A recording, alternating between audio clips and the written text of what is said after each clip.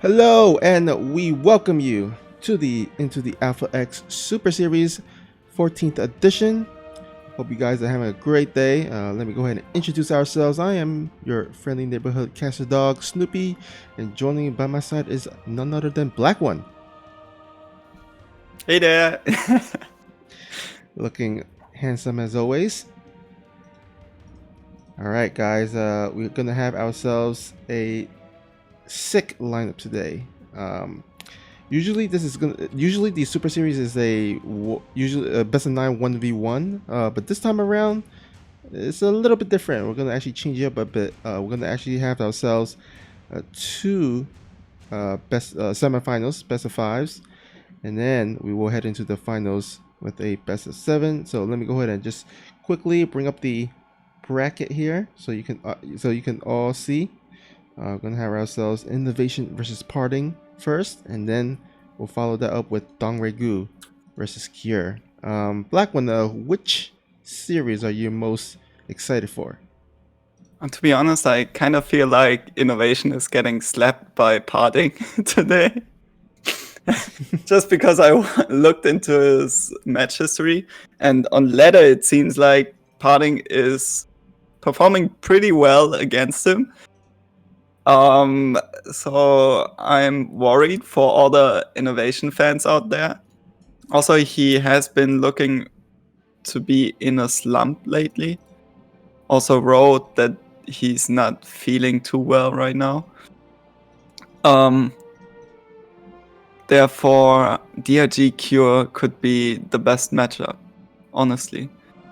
Amazing players, DRG in top form, and Cure, well, as Stream put it, the best Terran around right now.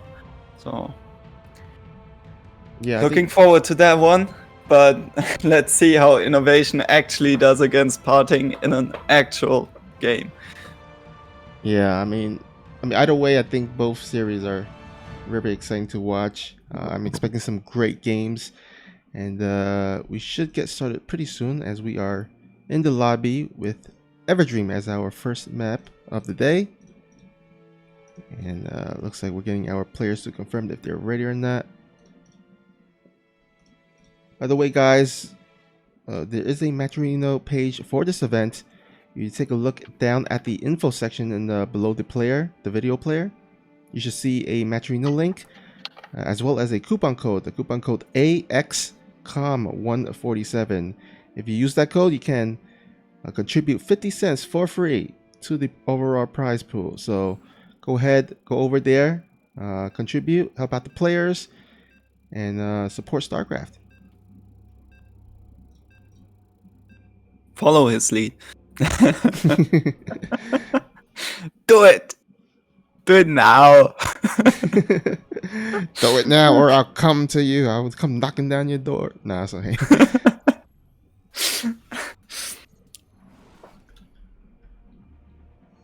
All right, Black One. Why don't you do the honors and introduce our first player here? Introducing, representing Dragon Phoenix Gaming. He's the Blue Protoss player. Give it up for Parting.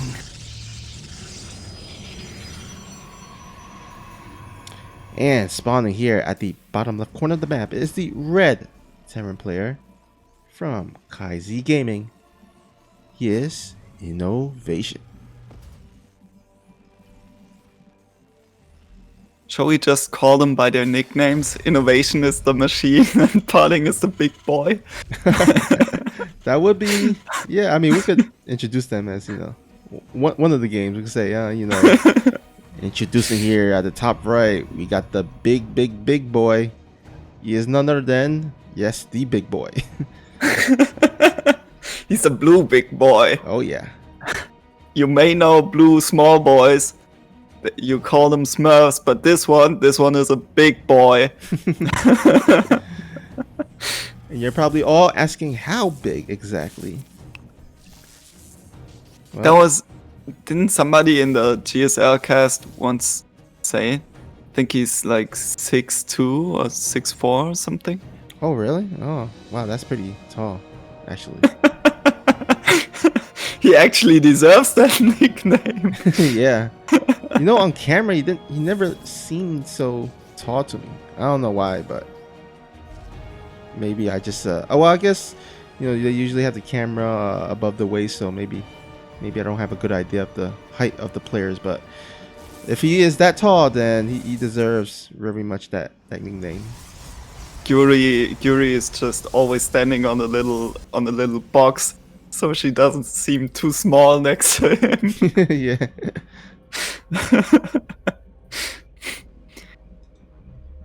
Okay, so let's talk about the game a little. Parting, opening, pretty standard. Nexus. Actually, it was core before Nexus, right?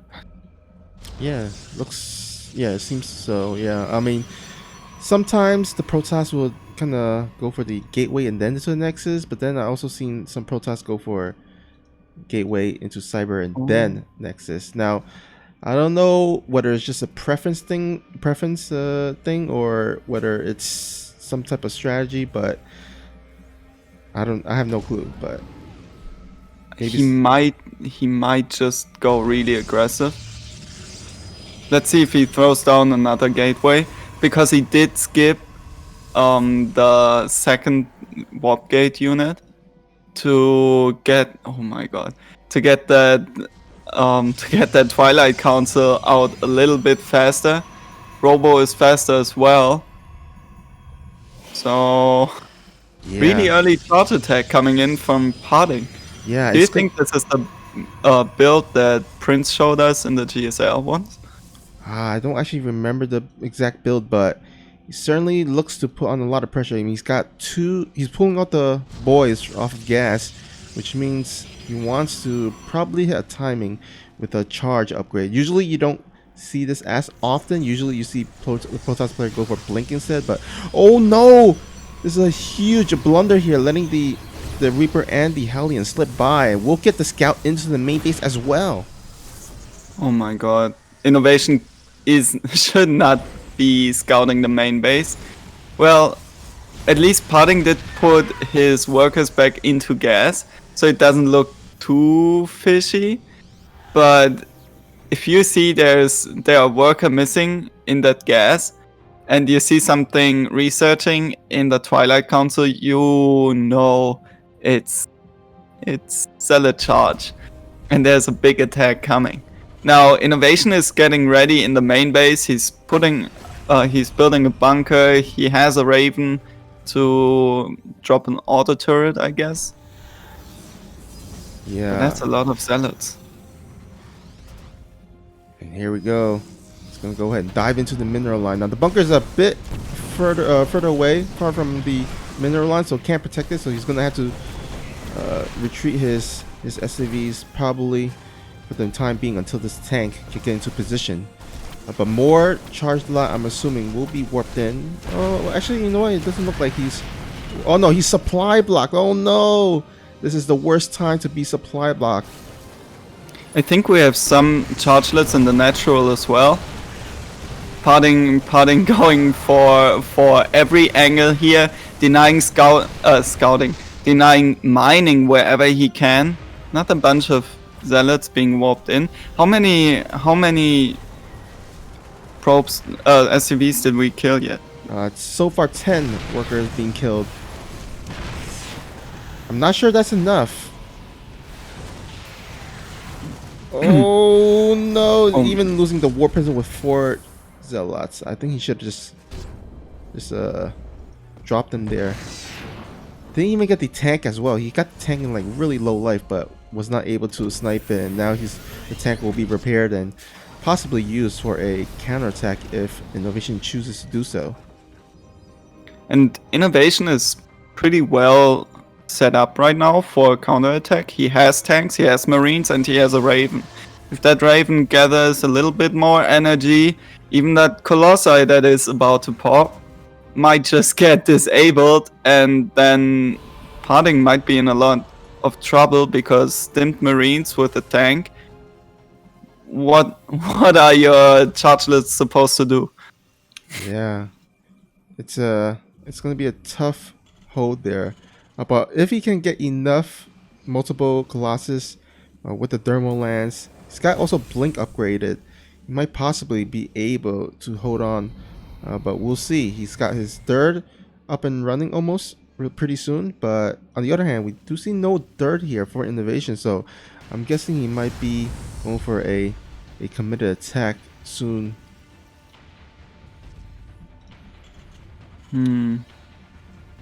Okay, so Parting is the one putting on the pressure right now, which is like he's hitting a nice timing with his extended thermal lens upgrade finishing up, but this is just so much bio. Yeah. Curious if he... Oh, but he does get the cancel on the command center, which is gonna slow down the economy of innovation. And I like this. He's gonna go ahead and just retreat. He doesn't really need to commit. He did enough damage by canceling the dirt, so all he needs to do is retreat. He also spent all of his energy on the sentry, so no force fields in case innovation decides to just stim onto those colossi. Now innovation is going for a big drop at the third base, and at the same time looks like he wants to push out there. Loses the Raven, actually kind of a big mistake right there. Oh. Innovation gets one of the Colossi, picks up at the third base and runs right out of there. But the push that was killing the one Colossi at the natural of Innovation is coming around. There's just so much by Parting. Those Colossi doing great work, and the Zealots just do the rest.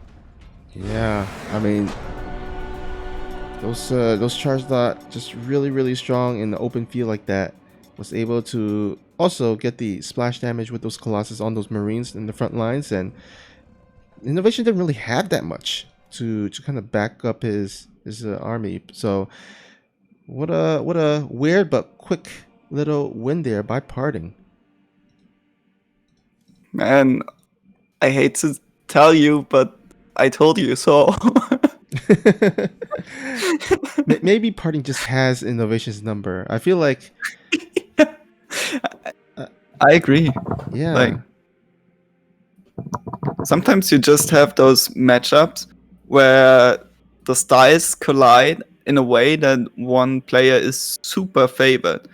For example, Parting is somebody who is really aggressive and interrupts your gameplay a lot. And Innovation is just a player who is super crisp when it comes to hitting timings. So every time Innovation tries to move out, Parting is there to throw a stick between his legs.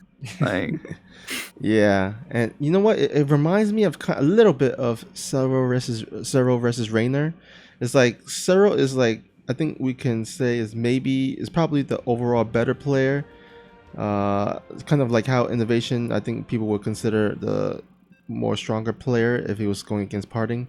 But then, Raynor, just that matchup against Cero, it's like Raynor seems to have the little edge as of late. And same here, Parting just seems to have a little bit of a edge over Innovation. Like you said, it might be just a moment, I guess a clash of styles that just favors Parting. yeah, like, for example, player that is really good against this big boy is TY. We saw him take down Parting twice already in the GSL, and neither of the times it looked really close, which is thanks to TY's incredibly disruptive style and Parting just not really being capable of dealing with it. Yeah. All right, let's go ahead and introduce our first player here at the top. Spawning as the blue Protoss. Getting a nice little win there, looking to extend his lead to 2-0 from the team of Dragon Phoenix Gaming. It is Parting. Woo!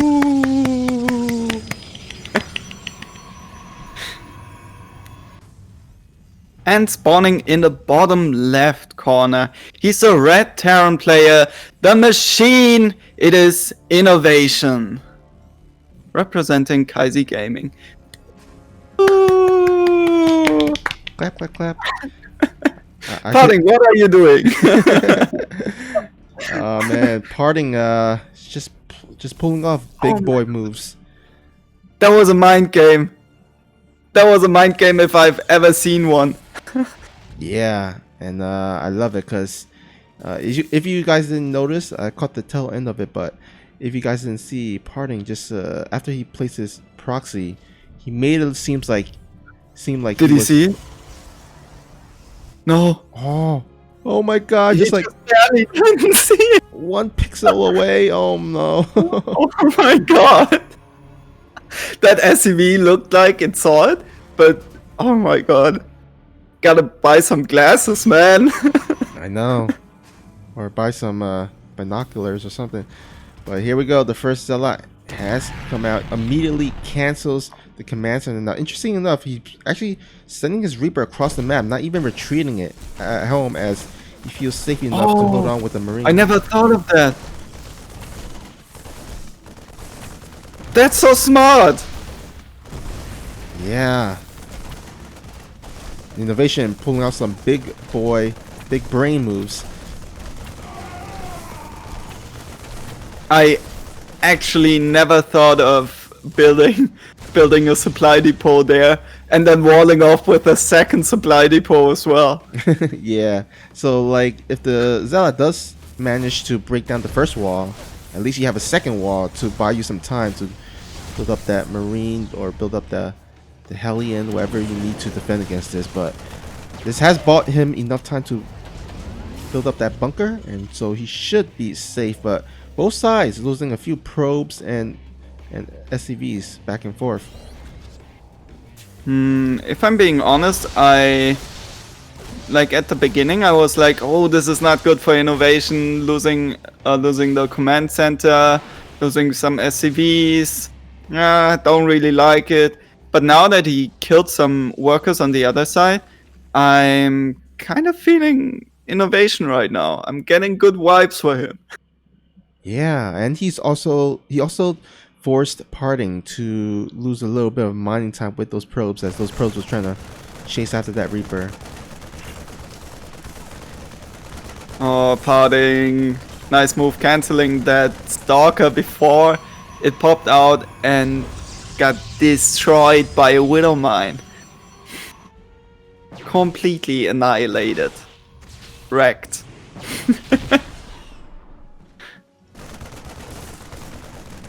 Now, we see a Stargate coming in, finishing up for Parting. I'm curious where he wants to go. Another supply build. That's gotta hurt. Yeah, he was supply blocking the last game too, right? Right when he was trying to commence with that charge lot attack. But this time around, he's getting supply block once again, so something he needs to kind of be wary about. Keep an eye out. Like, this is something that I'm always... Oh my god, the Widow Mines! Widow Mines! One gets off. 5 probe kills already. One other is dropped in the main. That's going to hit as well. Oh my god, 8 SCV kills. Probe kills. Almost SCV kills. Different race. You know what? Workers, they all look the same.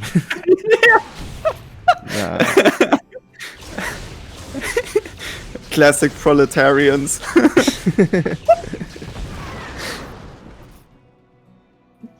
Okay. So, Innovation doing everything to really get a foot in this game. And so far, it has been going pretty good. He went for, like, he defended that proxy gate pretty well. Got some damage in with his Reaper. He did get that Widow Mine drop in as well, which did quite a lot of damage. And now he's gearing up for what looks like nice attack together with those Widow Mines and the Medivac, I think he could actually hit a timing on Stim and +1 attack. Let's see if he manages to hit with +1 attack, or if it's off by a little. Alright, Robotic Spade just about to be done. I'm wondering if he can get a Disruptor out in time. Looks like probably not, as this attack is knocking at the front door.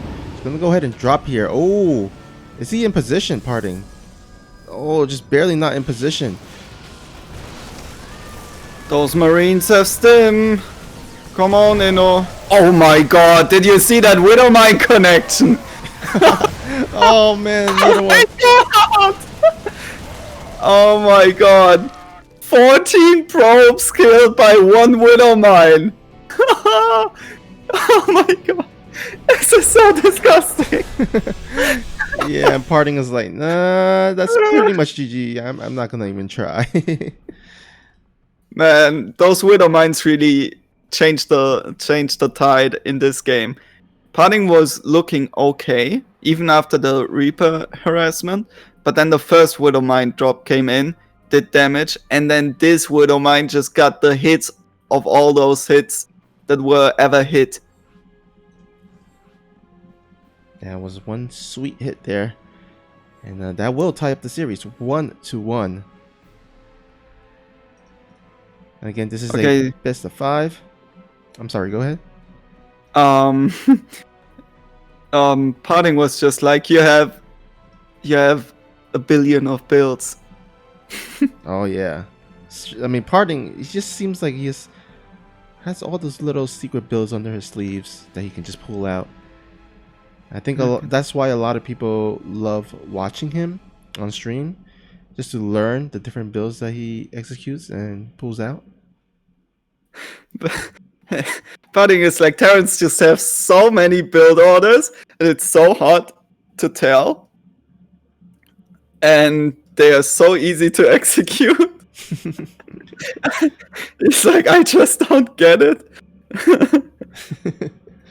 Oh man. Oh my god. Parting just really having, like, really struggling with Terrans right now. Gotta love the banter though.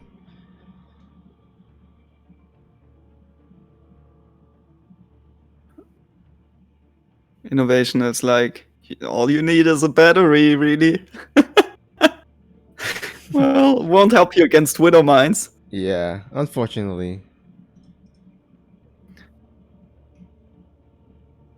So, what have we seen so far out of Parting? We saw a proxy gate, and we saw a chargelet timing attack.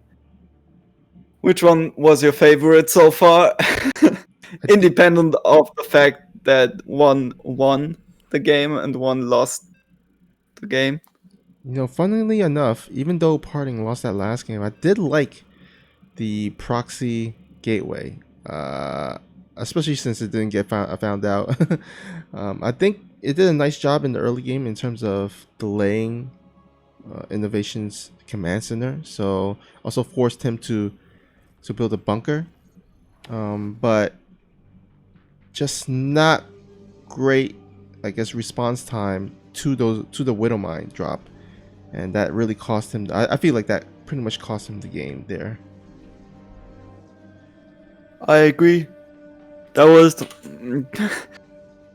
like, not even the response time. That was a big problem as well. But then last Widow Mine shot was only possible because he pulled like his complete main worker line to defend that drop that he could have spotted if he would not have been too this greedy to go for reinforcements with his Phoenix. Like, just imagine one of those medivacs getting killed off immediately. What is Innovation supposed to do? Alright, looks like no proxy this time around. going to be a pretty standard opening by both players. Maybe this might be the first regular normal game we have here tonight or today. I'm expecting big Widow Mine shots this game as well. Maybe not as big as that last Widow Mine shot, but if parting continues like this, there will be big Widow Mine shots. Could also imagine parting going for some Dark Templars. Oh, yeah. Because Innovation really likes to cut corners. Sometimes he'll just go for 3 barracks or something to throw you, to catch you off guard. And if he goes for those greedy builds that don't really involve detection, you can just roll over him, really. I would love to see that DT play. I think it could either go... Sometimes when Protoss go for that build, it could go either pretty good or really bad. If it goes bad or if you don't get enough damage done, usually the Terran just kind of pulls ahead macro-wise. So yeah, it's kind of a risk. Did you watch the GSL, like stats versus TY? Yeah.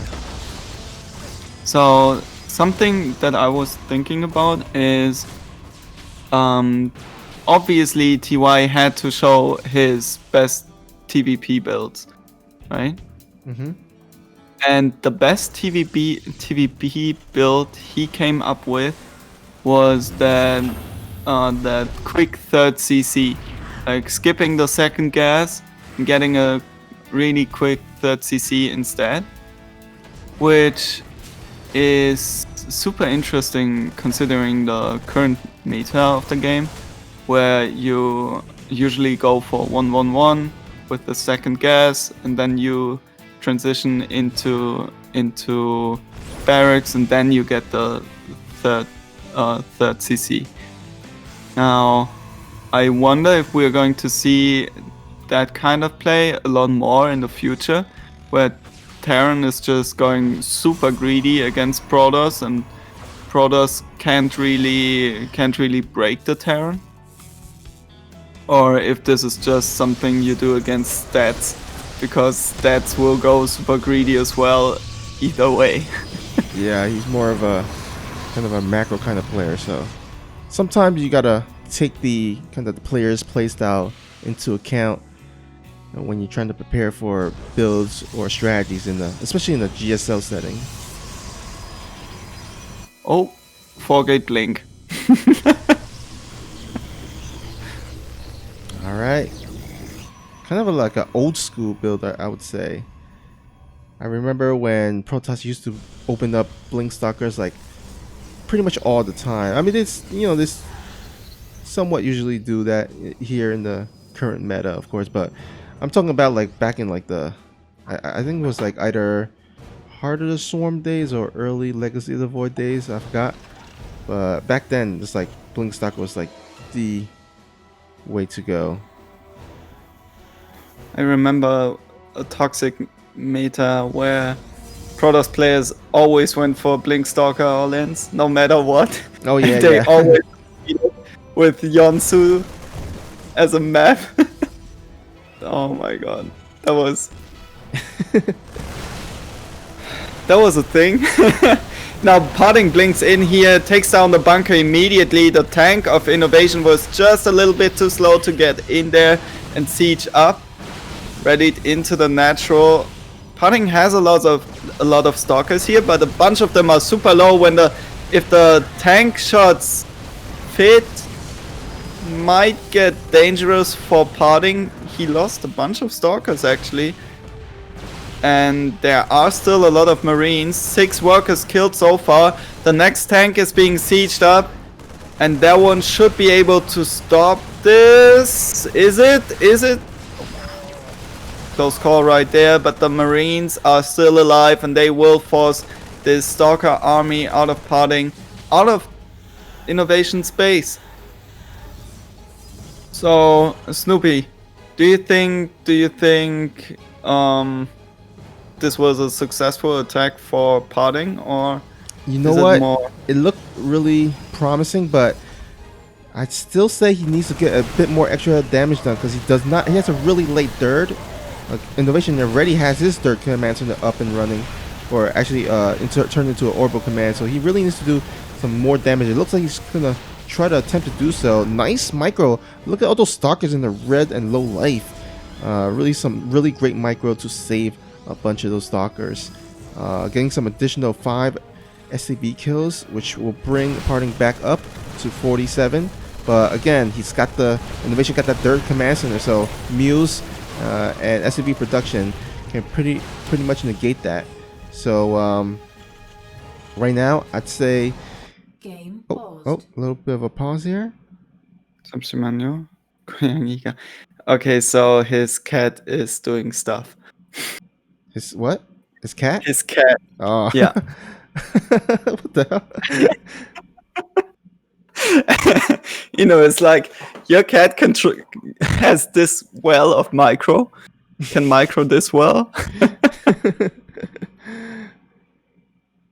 Okay, so the cat seemed to have been too disturbing,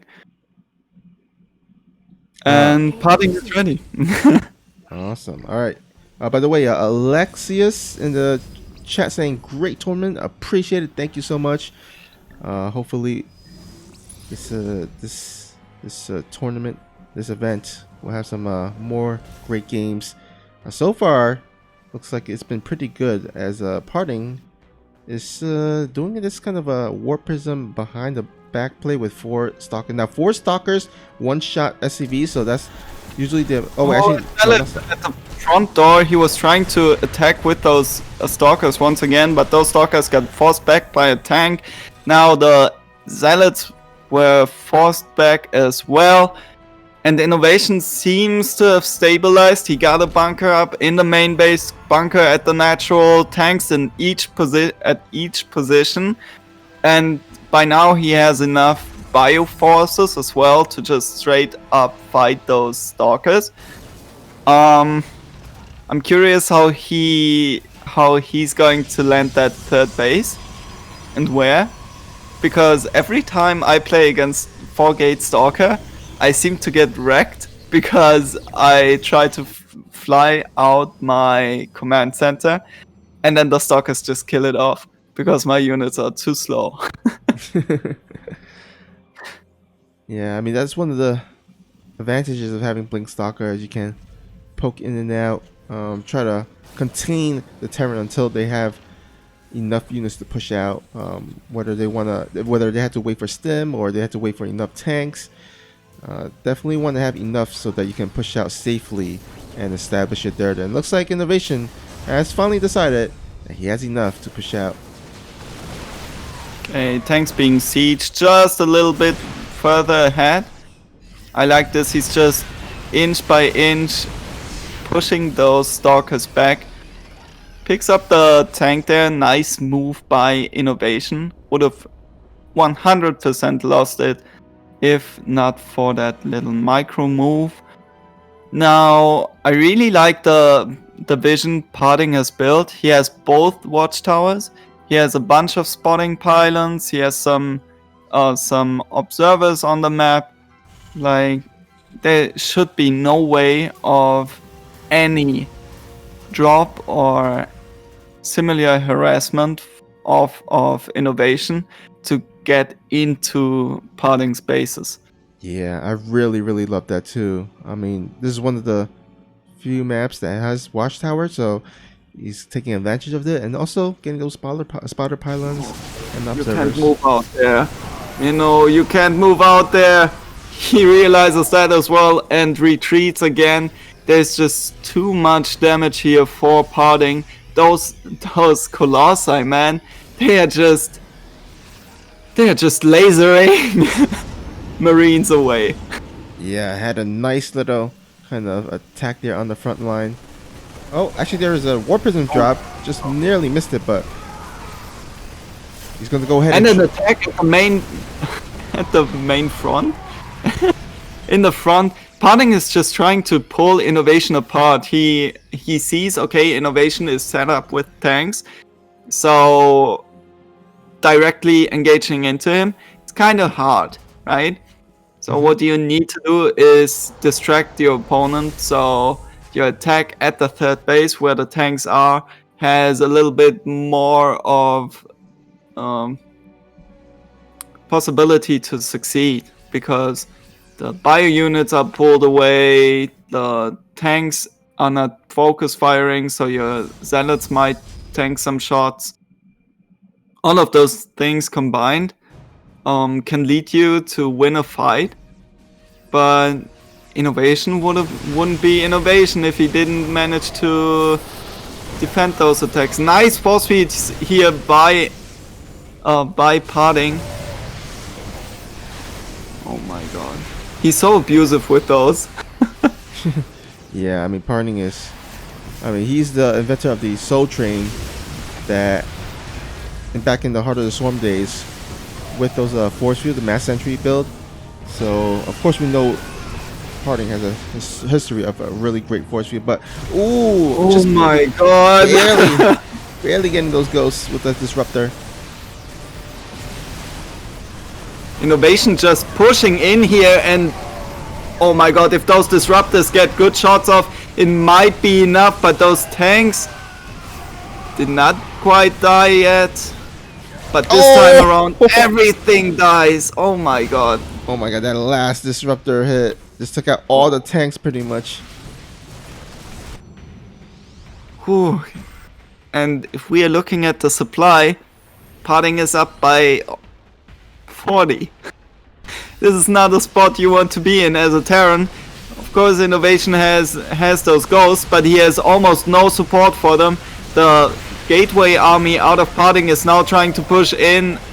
Marines and Marauders are trying to micro back, but now the Disruptor shots come in. One shot hits bullseye, and man, Innovation, you have to micro like... You have to micro like you mean it at this point. He has to micro like Clem. I mean, Clem actually has one of the really great, I guess, anti-disruptor plays or micro with Bile. He just like splits against Disruptor really well. For some reason, he just like mastered that. But anyhow, the question is, does Innovation has enough to defend against this? So many zealots being warped in. The stock is blinking forward aggressively, and now the disruptors get some amazing shots off as well. GG is called. Parting is just something else. I don't know, that micro with the warp prism at in the main base of Innovation, that blink stalker micro as well. Oh, I don't want to face that. Yeah, I think that. I mean, that's kind of Terran's worst nightmare, or I guess I don't know. Maybe there's even worse nightmares, but I mean that is pretty scary to fight against, definitely. Okay, what would be your worst nightmare as a Terran then, if not this one? Yeah, let's see here. You know, I don't play Terran as much, but I would imagine like maybe maybe a bunch of no, actually, you know what? Carriers aren't that scary, I guess. I think it's pretty easy to defend. Maybe, I don't know. I have two nightmares as a Terran. One, each of them involves me going back to my base to macro up, and then some splash hits my bio ball. Oh yeah, you know those games where the Protoss would go for like a warp prism speed disruptor opening play or something, and then you're like you don't look at your army for like 1 second or 1 minute, and then all of a sudden you have that like alert on the mini map, and then you just look back on your army like where'd it go? What happened to it? That happened way too often. That or what happened the other day was I was playing against a Zerg. I went back to build additional barracks, and suddenly all of my units were surrounded and banelings came crushing in. Oh man. The sad moments.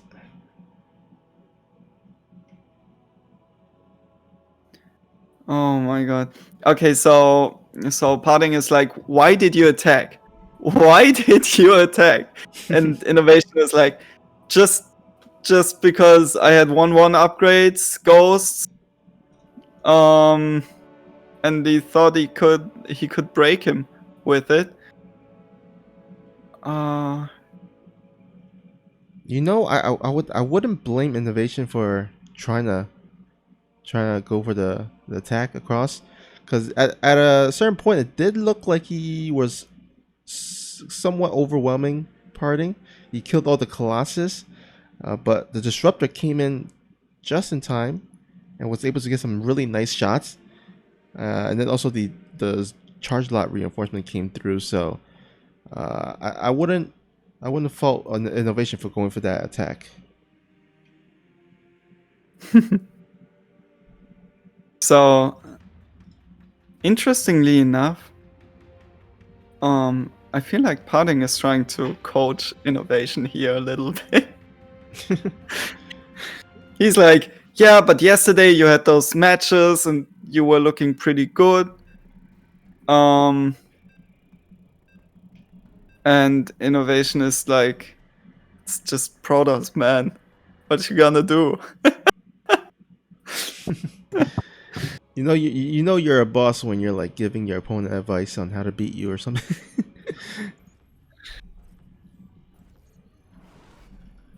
It was like, you were looking so well, and then you moved out, and that move out just cost you the game.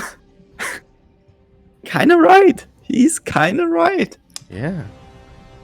All I right. think if innovation decides to go for drops instead of that big move out and just keeps his ghosts and tanks at home, he might be able to do more. But let's do the introductions. Sure thing. Why don't you go ahead and start out with the first lovely player here? In the bottom left, he's the blue Protoss player representing Dragon Phoenix Gaming. He is the big boy. All right, here, spawning at the top right, we have the red Terran player looking to keep his hopes alive. Can he do it? It is the machine. Do you happen to know the comedian Bert Kreischer? I haven't heard of him. He has some specials on Netflix, but he also calls himself the machine. Yeah, I feel like it's one of those really common names. It's like one of the, like the one or something, like that's the nickname, the one, or Yeah. the chosen one, or those common labels. I feel like the machine is one of those common ones as well. I agree. Like, It's not a bad nickname to be labeled as. yeah, to be honest, like if you go to now I forgot what it's called. If you go to the gym, you call somebody who's like really invested and who's doing great stuff over there, you call them a machine as well, right? It's just like you're not human anymore. You have to be something else, so you're a machine because you're working so well. Yeah, I get what you mean. For innovation, it was just that he just didn't show any emotions. Never. Yeah. Oh, parting. Is this the time we see Proxy Dark Shrine? We might be able to. I mean, he hasn't thrown down a pylon yet. It should be thrown down pretty soon if he wants to, as the Twilight Council is. Oh, he does let the Adept shade in, which is, I feel like it might be a little bit of a mistake. Oh here. no, he loses the Reaper as well. Oh the no. Adept gets the Marine too, and now gets out of there even. Doesn't actually get the Marine. I think he Yeah. cancelled some auto attacks right there. Okay, parting. Your Twilight Council is done. You're getting a robo. What's your plan here? Did you forget? Dark Shrine. Yeah, we have So it. he actually forgot about the pylon down there. Yeah. Yeah. well, to be fair, he was focused on microing his adept, trying to get as much damage and scouting as he can. Imagine that you had the plan to go for something like proxy Dark Shrine, and then you forget the proxy pylon. Yeah. I mean, it's not too big of a deal. I mean, he just could just hope that innovation doesn't scout it somehow, whether it was with a scan or with a drop of some sort. I mean, as long as it doesn't get scouted, he should be fine. But even if he does get scouted, he has the Warp Prism. He should be able to kind of maneuver around and try to seek as much damage as he can. On the other hand, I think innovation is pretty well set up. He has a tank coming in. He most likely has a Raven coming in as well. There it is. Might even bank up some scan energy just to be sure. Sees the Warp Prism as well. So, as of right now, he should feel pretty confident. There's another drop in the main. Gets another 2 probes. Once again, oh my god. Parting, stop killing your own probes! He's like, traitor probes must kill you. That one probe that survived the Widowmine shot, that could not have been an accident by accident. You were collaborating with that Widowmine. Oh, this is not looking good for Parting. Dark Templars immediately fended off by that Raven and some Marines, trying to go into the main base once again. Okay, gets 5 SCV kills. That's something, right? Yeah, considering he got scouted early on, I think he would take it. Any SCV kills he'll probably take it. I mean, he probably wish he really threw down that proxy pylon so the Dark Shrine wouldn't be scouted. But I think even if it wasn't scouted, Innovation just really likes to play super safe. We saw him go for the Raven a lot this series. Oh, gets the Warp Prism. Nice pickoff here by Innovation. So even if he went for the proxy Dark Shrine, I feel like Innovation might have just guessed what's coming and defended it accordingly. Like the Raven was out, there was no way for Parting to really do any damage. yeah, actually that's a good point. He has been opening up Raven, but I think if he didn't scout the Dark Shrine, he would have probably gotten a few extra SCV kills because he probably wouldn't have made that turret in the natural. I think that DT in the natural would have gotten some additional SCV kills, but still got 6 overall in the end, so not too shabby. Not too shabby indeed. Only losing that Warp Prism feels like something you should be avoiding. Innovation now moving out to claim his third base. Gets rid of one spotting Dark Templar and Parting once again with his signature move out, one Colossus, and the rest is random units. I think that Zest did this in GSL where he just moved out with like one Stats. Oh wait, yeah, okay, stats. Yeah, it was stats who moved out with like one Colossus, and people thought the cast was thinking, is this a mistake? Is this a bad rally? But he actually did it on purpose, surprisingly, because he actually did it again in the next game. So it feels like something this has kind of swept into the meta. Just one Colossus push out just randomly. I feel like it's a bit dangerous because if the Terran gets on top of your army, then you can lose your Colossus very easily. But I think early in the game, the Terran shouldn't have enough units or either stem to get on top of it. Yeah, like we've seen Protoss do aggressive stuff before. If we think back to classics really dominant days. He always went out there with his first gateway unit and tried to arrest the Terran. Hence, the Terran had to go for a bunker in the natural very early on.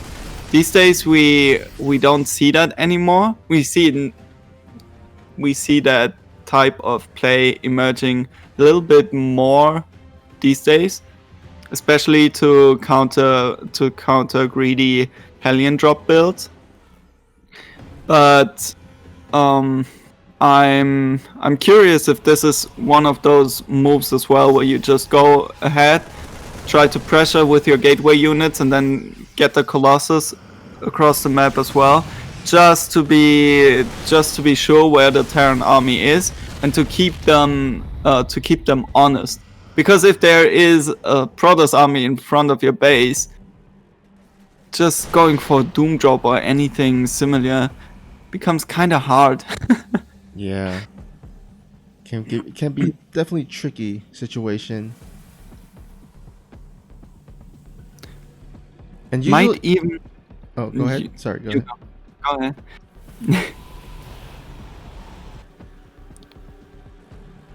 I was just about basically was gonna say, like, you know, early in that game, the Terran doesn't usually have a lot of Vikings as well, so they don't have they shouldn't have enough Vikings to snipe down the Colossus, the first Colossus at least.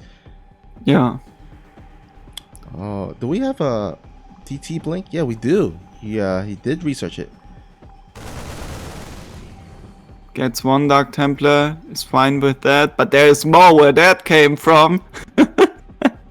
I love how every Protoss player these days is just going for mass blink DT run-bys. Yeah.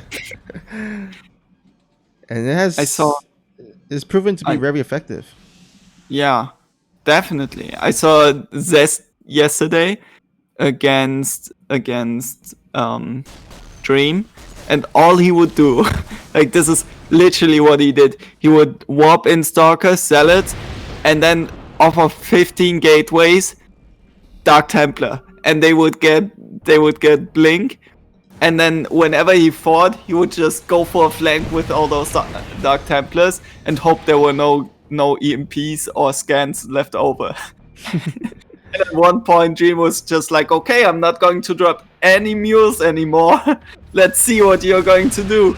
And every time Zest came in, there were EMPs on top of everything and scans just to be sure that even if he missed any of those Dark Templars, he would see them.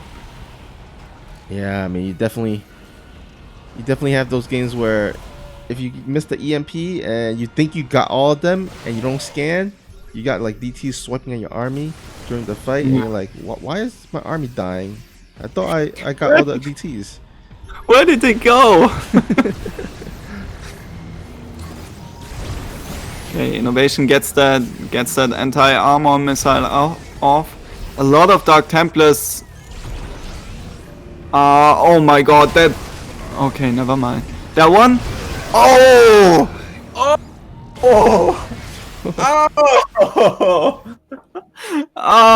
And now the Dark Templars are coming in. Blink in, yes! Just shred everything. Okay, I would have liked to see those Dark Templars go into the natural more than just blink on top of 5 tanks and stimp Marine Marauder with vision. Yeah, Innovation had a really nice defensive setup. He had the turrets, got some tanks in the back, was able to defend that DT blink really well. But now that his army is all over at that 5th base location, the 4th base seems kind of open here for parting. He has 3 tanks, but those 3 tanks are just going to be gunned down by everything in the Protoss army, really. Gets a nice disruptor shot out there as well, but Innovation pushing in as well, and parting needs to retreat. Oh, nice recall. It does save the Nexus. And he also got a lot of SCVs on the other side of the map. So this drops innovation down to 64 workers. So 18 worker lead here for our blue Protoss friend. And oh No, my God. don't attack him. No! No! Those are the worst ninjas I've ever seen. Oh man, these like ninja DT's like, hey, I'm here. Scan me. Ah, there's a target. Let's attack it. Gets a ghost right there. And Innovation is going for a big flank. He's coming off the north side and the east side as well at the same time. But there are just so many zealots coming in as well. A lot of disruptors as well. Oh my god. Jesus, those last few Wait. disruptor hits just absolutely. How did Innovation end up with a supply lead? Yeah, I have no idea. I guess he's just been macroing like a beast. Disruptor! Oh my god. Innovation doing a great job of just focus firing those disruptors before the shots hit. Parting is in a lot of trouble right now. He's losing a bunch of those Dark Templars. He's losing a bunch of those disruptors as well, and he has no Colossi anymore. So the only splash damage he has that he can kind of rely on are those disruptors, and with those falling one by one, it gets really hard for Parting, but Innovation losing that planetary. Those Dark Templars, man, they just pay off every now and then. They just really pay off. Yeah, and that's the reason why Protoss has been loving going for that blink DT. Oh, but does get almost a little bit cut off. 4 Dark Templars just barely surviving. They're like, ninja action, let's sneak on out of here. Those lucky DTs will live to tell the tale to their little kids, their DT babies. In the top left must be like, hey, I thought this was my side of the map. Why is there a gateway? And a shield battery too, to add insults to injury. But why would you build a shield battery? yeah, I have no idea. There was like random. Either Parting was overconfident and flexing his muscle, or something. He had something up his sleeve, but looks like Parting will get on top of this Bio Force. The DTs blink on top of it, forcing Innovation to lift off. And oh man, that was pretty scary, as there was a good chunk of Blink Stalkers to snipe off those medevacs. Are they Blink Stalkers? Do we have Blink? We do. Okay. Yep, we do have Blink. I was like, why didn't they blink? Yeah, I was wondering too. It's like that was a really great opportunity to just snipe off some medevacs. Okay, another run by here by Innovation, but a big fight going on in the north, on the north side of this map. DTs are just everywhere. Honestly, everywhere. They are used for defense, they are used for offense. Blizzard, how do you defend yourself? You know what? If Innovation has maybe some tanks or Widow Mines, I think it would really help against the DTs. But right now, he just mainly has Ghost and Bao, which is not the greatest in terms of mid to late game army. If you can like pull the Protoss army like back and forth, left and right, maybe. But right now, he's just trying to defend these sporadic attacks by the Protoss. And another blink. Oh my god. Those blink Dark Templar are just so scary. Imagine what a AI like Alpha Star could do. Oh. By just blinking on top of ghosts and sniping them individually. Oh my god. Nice disruptor shots coming out of Parting here, and he has taken the supply lead. He's in between those fronts, but a nice disruptor hit once again forces Innovation to take a step back, and I think Parting will be able to just force a lift lift off at this base. Another disruptor shot hits. The tanks are being sieged, but are they too late for the party? Because, well, there are zealots coming in. Zealots on top of the tanks. This is not something you want to have happen. And I think parting did it. All right. Parting. Flexing his muscle. He's got the. He just has the number over innovation. I mean, he's just been defeating innovation left and right on ladder and in tournaments and events. Parting's PBT, man, just really good. And with that seals the deal. Parting will advance forward to the finals with a 3-1 victory. Unfortunately for innovation, this will be the end of the road, but some really great games that he put up. Indeed. Just think back on that Widowmine shot. Yeah. I think that one is going to hit every highlight reel for the next week. All right. Let's while we get this next series set up, guys, we have an upcoming series, the second semifinals between Kier and DRG. You don't want to miss that. But before we get into it, let's go ahead and get the players set up, and then meanwhile, we're gonna go ahead and take a look at one of our lovely sponsors. We wouldn't have events like these without the support of our sponsors. So one of them is in Strive, which is a kind of a beef jerky type of company. But here, let's show you guys a clip to show what Strive is all about. And after that, we'll be right back with our upcoming series. So don't go anywhere, guys. We'll be right back.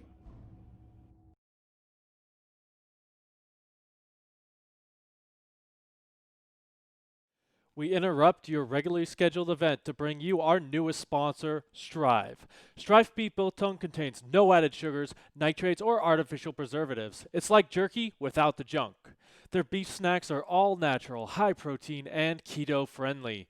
They offer unique flavors like spicy peri peri, zesty garlic, and hatch green chili to satisfy your taste buds. Check out our event page for more information or go to strive.com to learn more about their products. Offered in slabs, slices, and sticks for your snacking needs. Now back to the games.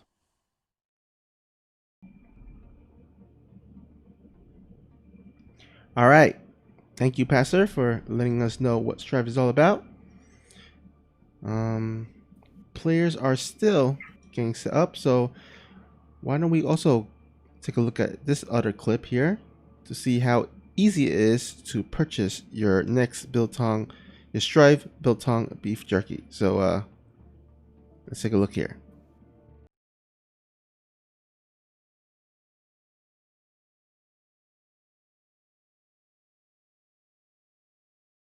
Hello and welcome to Strive.com, where I'm about to show you how you can get started on your Strive biltong order.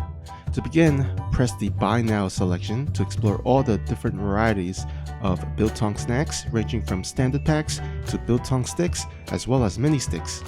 Here I'm going to select the original sliced biltong and add it to my cart. When I'm done shopping, I just press the checkout button to begin the checkout process.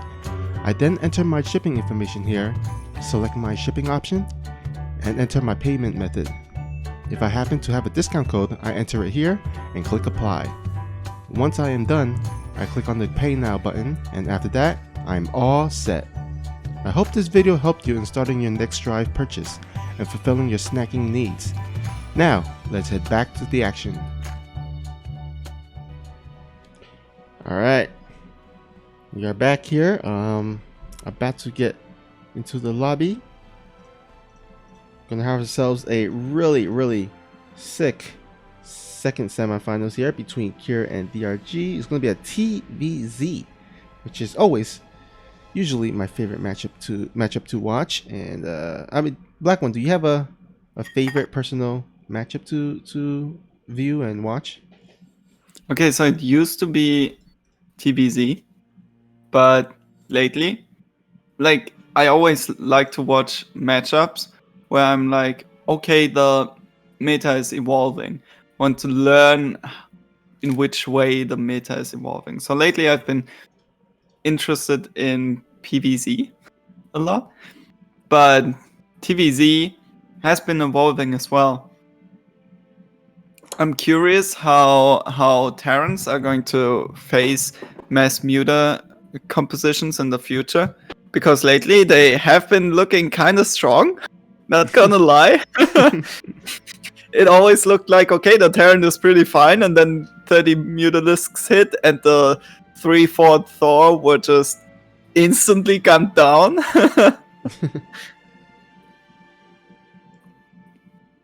So let's see how Cure is going to approach this matchup, and DRG certainly is one of those players who will go for a lot of Mutalisks.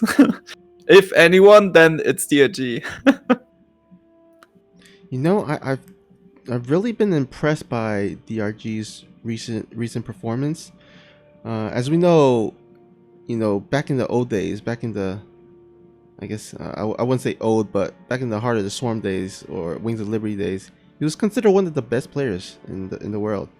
And of course, he went out to the military, and then he, of course, recently came back. And I gotta say, we have a few players that went off to the military and came back to StarCraft 2 and hasn't really performed all that well, hasn't gotten back to their old form. I think examples of that are Tasia and Pope, where back in the day they definitely were considered a few of the top players in the world. But ever since they went to the military, came back, hasn't quite come back to form. However, DRG, I think he's one of the exception, as he recently reached the semifinals of GSL, which is a really, really great accomplishment. And I'm very interested to see how he continues to perform forward, because, getting the semifinals in GSL is not an easy thing. And as he consistently gets, high results in these upcoming events and tournaments, I think you can say that probably DRG has finally come back to form. Yeah, definitely. Like, he showed us some amazing games. One of them was him taking down Innovation 3-0. Like, it's Innovation we're talking about. Mm-hmm. So let's see how he does against Cure. Didn't Cure get taken out by Rogue? I believe so. Interesting matchup once again, because DRG would have been the alternative. Okay, let's introduce those players. Spawning in the top right corner, he's a blue Terran player. He's representing Dragon Phoenix Gaming. Give it up for Cure. And spawning here at the bottom right, or bottom left rather, is the red Zerg player, representing the team of Afrika Freaks. He is DRG.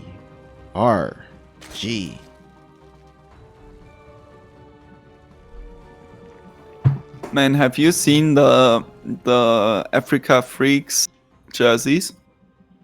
Like, I'm guessing you've seen them. Yeah, I believe so. Is it the kind of the bluish white, or am I thinking something else?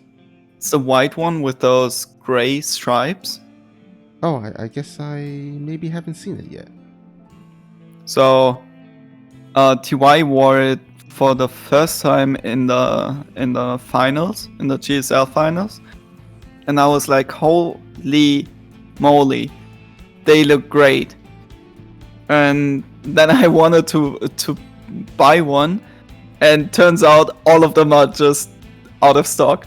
All of them, everywhere. I'm like, what? How? And I think this is not even a StarCraft 2 thing, but Africa has a Players Unknown Battlegrounds team as well, and I think a League of Legends team. And those two teams just sold out all of those t-shirts. I was already disappointed when I went to choose a name that should B on the back, Mhm. and they didn't mention stats, DRG, or TY. Yeah, I mean, Afrika has some really nice graphic designs, I should say. And no surprise that people love their jersey designs.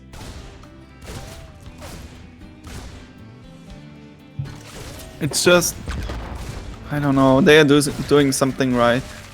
Where teams like SKT, T1, and KT Rosa are kind of going for that edgy style. I like the Africa TV jerseys a lot more because they have something sporty with them. They look like you're supposed to do sports I see. when you wear them. Kind of like the new Alpha X jerseys. Yeah, Really yeah. like those as well. As if people don't, because people can see the Alpha X jersey right now because you're wearing it right now on the webcam. So That one is actually the old one. oh really? When I joined Alpha X in March, and I was like, hey, I should get myself a jersey because those jerseys look pretty neat. And I got I ordered the jersey, and 2 weeks later, we announced that we have new jerseys. Hey, everybody! And I was like, oh no! Oh man, that sucks. And this jersey here as well, it took I got it 2 weeks ago, so it took 4 months to get here. Oh damn. Because it was at the The middle of airport. the pandemic. Yeah, it had to be shipped here from Chicago, I think. So it obviously took a while. Yeah. From Chicago to Germany is just, yeah. Let's say it this way: you won't walk that distance in a day. Well, at least you finally got it, and hopefully it's comfortable. Yeah, it's super comfortable. I really, really like this jersey. Before this, I had the Splice jersey, which, to be honest, in quality, was below this one, way below this one. Oh. I don't know why, but this one has a completely different feeling to it, and the print is of higher quality as well. Oh, that's For the good. Splice one, wasn't as nice. But let's get back to the game. Q is clearing off some creep. Meanwhile, there is a Liberator being sieged in the main base. Gets 1 kill, maybe another. I guess he gets some lava kills as well. Reaper and Hellions are trying to move into the natural once again, but DRG already ready with his queens and a bunch of Zerglings. DRG way ahead in upgrades. Leia is halfway done as well, so +2/+2 upgrades for those Zerglings should be coming in pretty much immediately after the layer finishes. Creep spread is looking okay. Think you could push it a little bit farther out if you manage to force those Hellions back. But 4th base on the way for DRG, and a Spire coming in as well.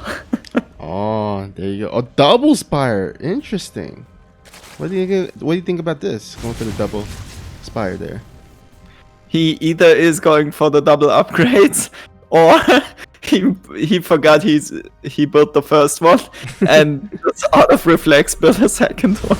Well, I think he built it at the same time, so I'm pretty sure he did it on purpose.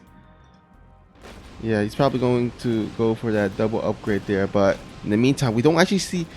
Oh man, I think DRG has not have any vision of this drop here. It's gonna, in the main base, it's gonna be doing a good amount of Great damage. reaction. So immediately pulling those workers away. He lost like one drone, and only because this one drone was in the gas when he pulled the drones away. He went for a small counterattack as well. Didn't get in though because the reinforcements of Cure were stationed at the entrance of the natural. So smart play by Cure here. Would really love to see some Widow Mines by Cure as well, just to catch those run-bys. But now DRG is closing in and there's not that much to defend. Oh, Cure being forced to turn around once again. And each one of those turnarounds gets DRG one step closer to a big banding count, to more Zerglings. And, well, DRG looking pretty good right now. Yeah, I mean, Bitterwood in the chat definitely rooting for DRG, saying go DRG, the Terran killer. And he might be able to, but it's a pretty scary push here by Kier. Kier might be the Zerg killer at this point, but there is a huge flank. Oh, just not barely synced in time. If that was synced, I think DRG might have just crushed Cure's attack here. But now Cure's reinforcements are coming in, and there are just so many Marines. Yeah, he's DRG is desperately trying to make those and morph those banelings. Some of those banelings get caught off at the 4th base, but man, I think the snowball effect has completed, and Cure will take a decisive game number 1. Well, best Terran indeed. You know who played against Rogue? It was Dream. It wasn't Cure. Oh, okay. Do you remember the group that Cure dropped out of? I don't remember. Was it the one with parting? Could that be? Possibly. All I know, I mean, all I remember is like back in last season's GSL, Cure was I believe he was. Oh no, wait, no, never mind. That was TY. Yeah, there's been so many StarCraft events. I'm just like, I don't even remember. I feel you. But that's a good sign for StarCraft. Yeah, that's a good problem to have. Yeah, I rather have like bunch of events where it's hard to distinguish than no events at all. Okay, let's see. Cure dropped out in the group with Stats, Rogue, and Zest. Oh wow. So no shame to be had there. That is one hell of a group. He lost to Protoss only. He didn't even get to play against Rogue. He lost 2-0 against Stats, then lost 2-0 against Zest. Oh boy. Those KT Protoss players. They sometimes just come around and wreck everything. Just blame the Korean protests. Yeah. Okay. Spawning as the blue Terran player on the top right of Pillars of Gold. Give it up for DPG's Cure.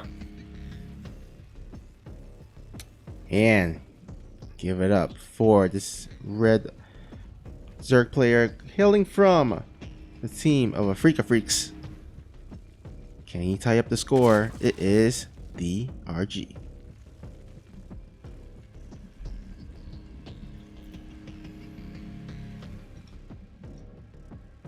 If you could revive Casper, like not Casper as it was, but like the Pro League, which player, like which teams would you like to have back? Ooh, there was a lot of old teams that were really good, right? Interestingly enough though, the team that didn't really like the most was Junior Green Wings, but they're like the only one left over. Yeah. Yeah, unfortunately. Well, I guess fortunately for some people, but unfortunately for me. But man, there was a lot of good teams. It's really hard to say. Yeah, it's hard to say. How about you? Who do you prefer, or what team do you prefer to revive? Okay, so back in the days, I was a big Prime fan. Oh, I loved Prime, like Marine King, Bjorn, Creator, Maru. Come on, yeah. those were just Zaun as well. Zaun started off at Prime, Oh, so all of those players were just. I just loved Prime so much, and it broke my heart when the whole game fixing thing came out. yeah. That was just super sad. So with the game fixing thing in mind, I don't think I would revive Prime, but I think I'd revive KT. Oh yeah, Man, KT. Yeah, yeah. that's Zest, Flash, TY. Okay, live. Speaking of match fixing. uh, who else? Who else was on that team? They had a Zerg player as well, didn't they? Yeah. It wasn't Sue and it wasn't Dark because both of them were SKT. Ah, who did? No, Rogue was on. Who did they have? Who was their Zerg player? Uh, it's so long time ago. It's hard to remember. But either Like- way, Yeah. either way, I just wish, or yeah, I just wish that Pro League was still happening, like Oh yeah. in general, because You know. Ah, Leenock and Lozira. Ah. Man, those were amazing as well. yeah, yeah. Oh my god. Leenock, he's in military service right now, right? Mhm. If when he comes back, I believe he can do some DRG type of comeback as well. Yeah, possibly. Even before that, I think Beyond has a chance to come back and still be really good and come back to form. Yeah.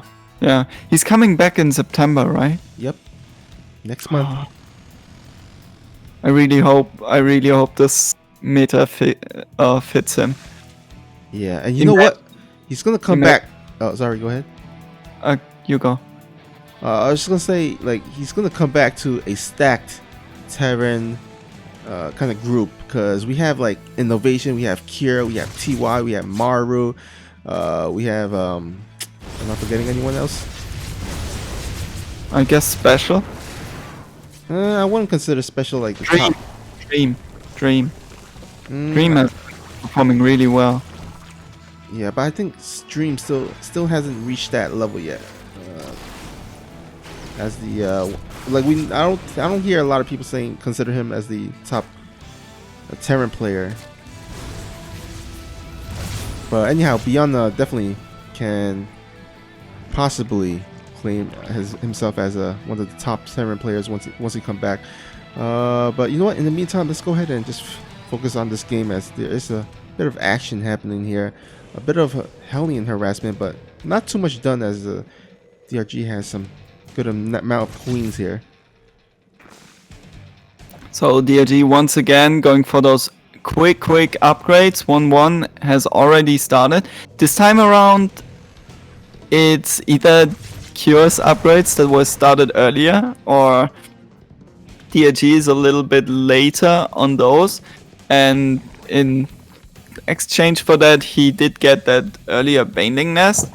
Now, Leia is closing to completion. I think we'll see once again those Mutalisks hitting the map, because even though this map is quite nice for Hydralisk play, Lingbane Hydra into some lurkers possibly, I don't think DRG is the type of guy who who goes for big Hydra clusters and then positions his lurkers in a way that the Terran really struggles. I think he's more the kind of guy, you move out on the map and I'll kill your infrastructure with my Mutalisks. Well, last game he wasn't able to make Mutalisks as he got attacked before then. This time around, his defense is way better, immediately denying the drop, and now he's gonna buy him some time to get the centrifugal hooks, get the bailing speed up and running, and then probably solidify. And then once that happens, the spires should be done for him to make those Mutalisks. Spire done indeed, but man, Cure has a nice push going here with those Hellions. I imagine that he will morph them into Hellblades pretty soon as the armory finishes. But a nice counterattack here by DRG, takes out 12 workers, forces the attention of DRG to be at his third base, and now DRG is looking for that surround once again. Yeah, and you know what? His bailing speed is just finished, so he should it should help in the engagement. And look at this, he's got this nice little almost 270, 360 surround kind of. And here we go. Oh, blocking the Marines with those Zerglings that came from the back as well to get those extra Baneling connections in. Nice cleanup here, but Cure already has some reinforcements coming in. Picks them up, drops them on the other side of the rocks. This time around there will not be oh, there is a surround! DRG, you madman! Oh my god, DRG is pulling up some really nice sandwiches, and it's really hard to execute. You got to make sure that your army are synced up correctly and in time. And now he's bought enough time to produce those Mutalisks. And this time around, that means that if Kier decides to commit, that he might possibly face the fact that he if he loses the fight, will have to lose his medevacs. Yeah, not only this, but he needs the infrastructure to defend those Mutalisks as well. One turret is not going to get up and will not be enough because there are just so many Mutalisks. The SCV damage is stacking now. 12 SCVs earlier, 8 this time around. Sure, Cure gets the cancel on the fourth base, and a good fight actually. Nice trade here on at the fifth base. But the Mutas are still alive and they are still wreaking havoc at that third base, denying every mining. And now they are coming in to intercept those medivacs. Banelings are crushing into the Marines, and so do the Mutalisks. Is DRG just going to roll over Cure here? Yeah, I mean, he's got a 146 to 92 supply, overall supply, and GG. Cure taps out, and DRG will tie up the series 1-1. The more I see DRG crushing Terrans, the more I feel like those Terrans always go for tanks. All of them. If you go back to Innovation against DRG, every time DRG won, it was because Innovation, when he went for bio, went for tanks as the main support unit. Now, I wonder how those fights go if there are 10 winner mines instead of 4 tanks. Yeah.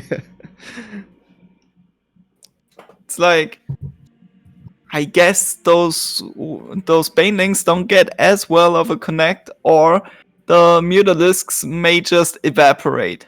Oh yeah, and we've seen like good Terran players like on the caliber of Kier. They actually focus fire those Widow mines. I mean, not those Widow mines onto a clump of Banelings or into a clump of Mutalisks. So with some extra micro potential there as well, it could turn really ugly for the Zerg. Yeah, definitely. But Cure, like even with Widow Mines in this match, DRG went for some amazing surrounds. It was so good, and those run-bys always hit. They always hit. Yeah. And like I think if Cure takes the third expansion in a line, it's fitting his rally path a little bit better, so he can defend his third base with his rallied units. As we saw it, he rallied his units, and the Zerglings were just hitting that third base without ever really being contested. Yeah. Just really well done there. DRG with utilizing the Ling run by, making sure that he bought enough time with those banelings, but doing some counter economic harass and just really pulling off some really great moves along in combination with that amazing flank. Well, shall we introduce the players? Absolutely. Let's start with this one in the bottom left. He's the red Zerg player. He is representing Africa Freaks. Give it up for DRG. And spawning here at the top right is the blue Terran player, representing Dragon Phoenix Gaming. It is Kier. Dun dun dun dun. Dun dun. I wonder if you get into a game, if you load into a game, if everybody has the same music playing. Well, I guess it depends. Some people have their I guess their music settings set to a certain soundtrack. I know that in the options there's the Brew War soundtrack, and you can also add in the StarCraft 2 soundtrack if you want to as well. So You're right. Or unless you just mute the whole StarCraft sound or music sound and then just play your own music in the background. If you had a music, like in the WWE, they always have their intro music. If you had a song to choose that would be your intro music, what would it be? That's a good question. I'm actually not sure. Do you know it? Yeah, I'm not sure either. I mean, there's so much to choose from, but in terms of WWE superstars, I think The Rock will always be my favorite. It's like, if you smell what The Rock is cooking.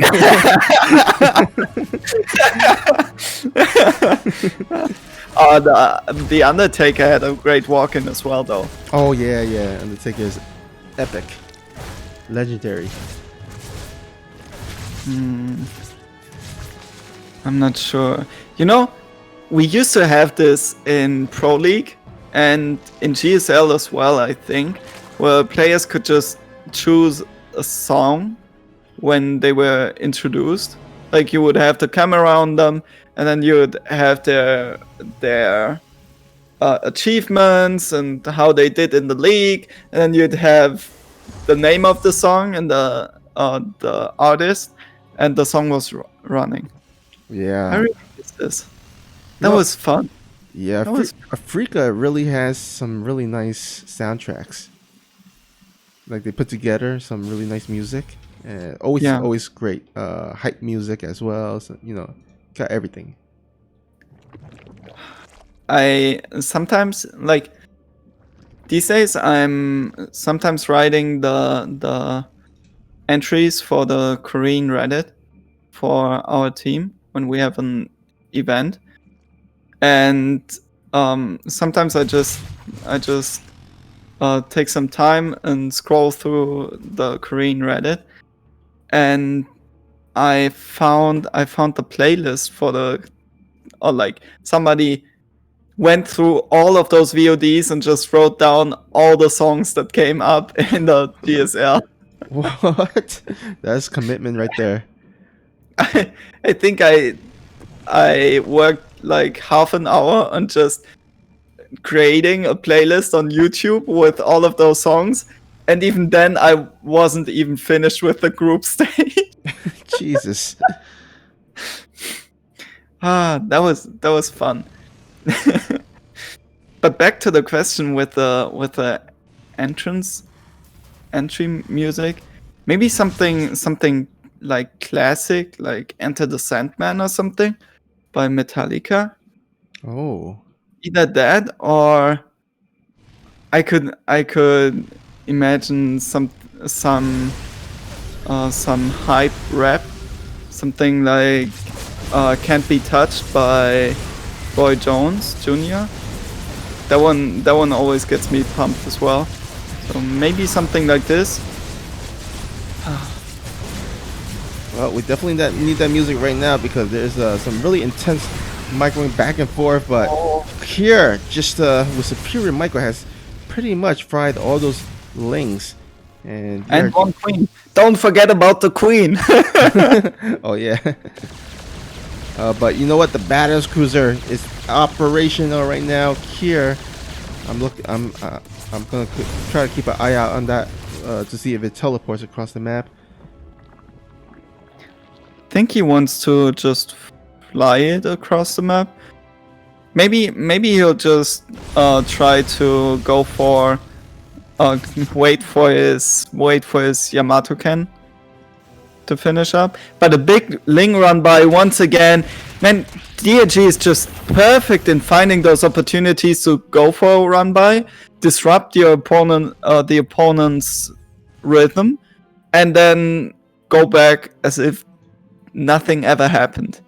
Going into Spire once again, additional Zerglings on the way, so we might just see Lingbane Muda against this mech composition coming in for Cure. Do we have a Baneling nest? Yeah. Oh yeah, there we go. Do we have Baneling speed? Nope, not yet. Might have forgot about it. I mean, there was a lot of fighting going on. Yeah, I mean sometimes as a Zerg player, you gotta decide whether you want to invest those gas into either Baneling speed or Mutotech. Looks like he's gonna commit to the gas to the Mutotech, and hopefully do some harass and buy some time for him to research that Baneling speed later on. 11 Mutalisks on the way. Man, Cure, I hope you're ready, because there's a lot of trouble coming your way. Why do you target the... I guess it works, but I don't like the decision of Yamatoing the Spore Crawler. Think saving up the Yamato Ken to just Yamato Queens might have been better. Mutas are coming in now. The battle cruisers are pretty low, but they still have their tactical jump. Oh, big surround over here. Cure is microing his heart out. Did he lose the battle cruiser? I think he saved them both. Yeah, he saved them both with a tactical jump. So nicely done there, but he does lose the majority of his Hellions. Pretty much all his Hellions. What's supposed to contest the Zerglings now? Cyclones? Well, he does have some tanks. He's got some Widow Mines. Yeah, he's pretty turtled up here. Should be fine. Also repairing those battle cruisers. So those battle cruisers should be able to join in the fight. Interestingly enough, he's immediately switched into Liberator production, which is a great call, because once you reach those 6 Liberators, man, those Mutalisks, they just die off so quick. All right. So right now, I think DRG pretty much has the kind of the map on lockdown. He's the one that got the watchtower. He's got the one that got the majority of the vision. So he's kind of dictating the pace right now. But sooner or later, once Cure builds up a big enough mech ball, it's going to be pretty scary. I agree. And as of right now, Q is looking for that Liberator count. Like, I like the idea of the Liberators because they will deal with those Mutalisks super well. Oh, nice micro here by DRG. Catches the Hellions without actually losing too many Zerglings. Yeah. Amazing.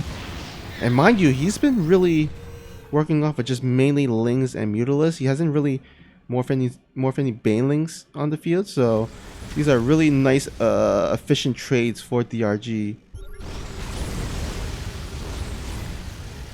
Cure so far not really committing to any attack neither, and he's still producing those Liberators. How many do we have now? 4? Did we lose some? I think only 4. Do they actually produce that slow, or did he just lose some? Because it felt like we had Liberators coming in for eternity already. Yeah, I'm not sure. Maybe he wasn't keeping up on the production or something, but I mean, he's still producing off 2 Liberators at a time, so he should increase that number soon. Yeah, the Banelings. I think DRG is ready to roll. Did he get the upgrade? The speed upgrade? Yeah, he did. Okay. Yep, he did. Oh my god. 3-3 is started as well. Those battle cruisers are trying to go around the map. Oh my god, the Widowmine shot. Oh man. That was a pretty good Widowmine shot, not gonna lie.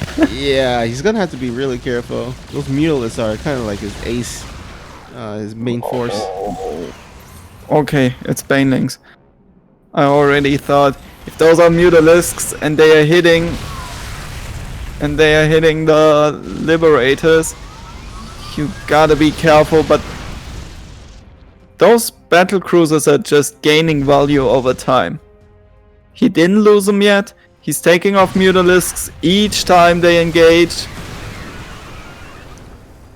Kind of worried for DRG though, because he's not really finding any damage. He wasn't able to do some harassment on Cure in the past 7 to 5 minutes. He did nothing to damage Cure.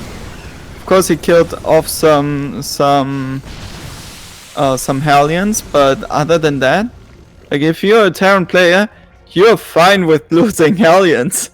Like hell yeah. Yeah, they're pretty Take much them away. Yeah, they only cost minerals, so I mean, no gas, not heavy investment. But yeah, I agree, man. I'm kind of starting to feel worried here for DRG because right now DRG he's tech into Ultralisk, but in this map, Ultralisk not the greatest against mech. There's a lot of, I guess, a lot of clunky areas where they had to the Ultralisk doesn't have room to get on top of the army, and plus Kira went for Liberators, which is actually pretty good dealing with the Ultralisk. So DRG, I feel like he needs to get some additional techs to... I'm not sure if he was trading those Mutalisks, like if he wanted to trade those Mutalisks away, but the base over here is falling.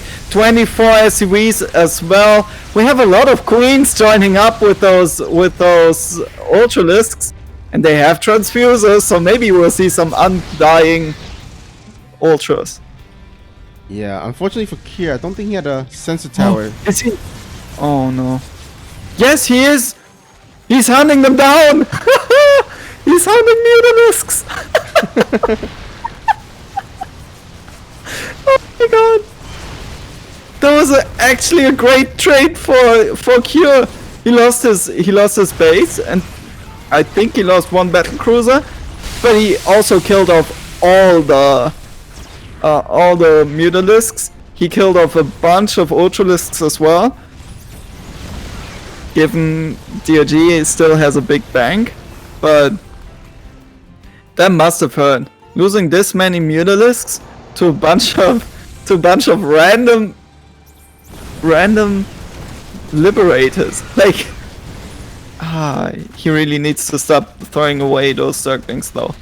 I know they are cheap, but at some point, even those 50 minerals will hurt. Yeah, although I still feel like DRG has some room to be inefficient, can throw away a bit of units, as he has starting a really nice bank here. Here, on the other hand, he is starving for the minerals. He's got a lot of gas, but not a lot of minerals to use. Wait for that next mule hammer. Oh, that's a good point there. Oh, big engagement over here. The tanks are sieged, but the banelings are rolling in, and so are the Ultralisks. I think that was a decent trade for DRG.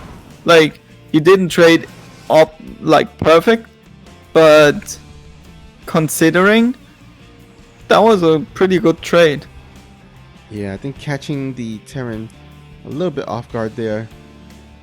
But man, he's here. He's establishing his bases. Oh, but DRG is going to find an opening here onto the right side. We'll probably get this planetary. These battle cruisers joined up, teleports here, but a little bit too late. These Ultra will retreat back. In the meantime, a lot of Lings going for the counterattack here at the top side. Those Zerglings are just dealing so much damage. What? Yeah, those adrenal glands. Yeah, that upgrade is pretty good.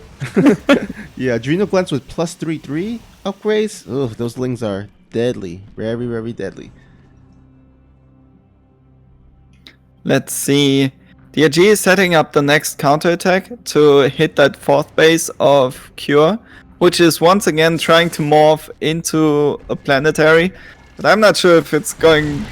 if it will accomplish its dream to become a planetary. Well, actually might just make it. Q really likes to prove me wrong. Oh man. So many banelings! Oh my god. Watch this. Watch this. Where's Tasteless if you need him? Oh my god, the Widow Mine just didn't quite get to... Oh my god, so many banelings! What is this? Oh man. But Baneling party there takes down the additional 13 SCVs.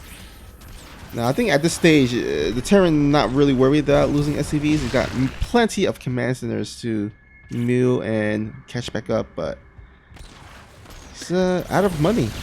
I mean DRG lost all of his bank. Like, he went down to 50 minerals. I'm not sure if this is a good fight as well. Those battle cruisers are surviving pretty decently. When did they warp them? Okay. I guess Zerglings do a pretty good job against Thor either way. Banelings are trying to get into those mineral lines, killing off additional workers, and Cure is down to 50.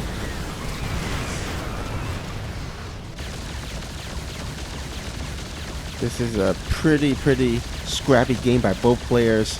You know, DRG doing some really good damage, but I still say here has the better army. He still, I mean, he has a much bulkier army, much efficient army. It's looking a little bit scary for DRG. I'm thinking he might have committed too much to banelings. Yeah, maybe some smaller tech switches into Roach Ravager would have suited him well, because Those Widow Mines just got insane trade-offs, and the way Cure is splitting his army, a bunch of bows would just wreck everything, and all those Zerglings and Ultralisks are in for barbecue. Oh my god, don't lose any Banelings, please. And even though DRG is at 97 workers, his income is not that high, actually. It's not that high.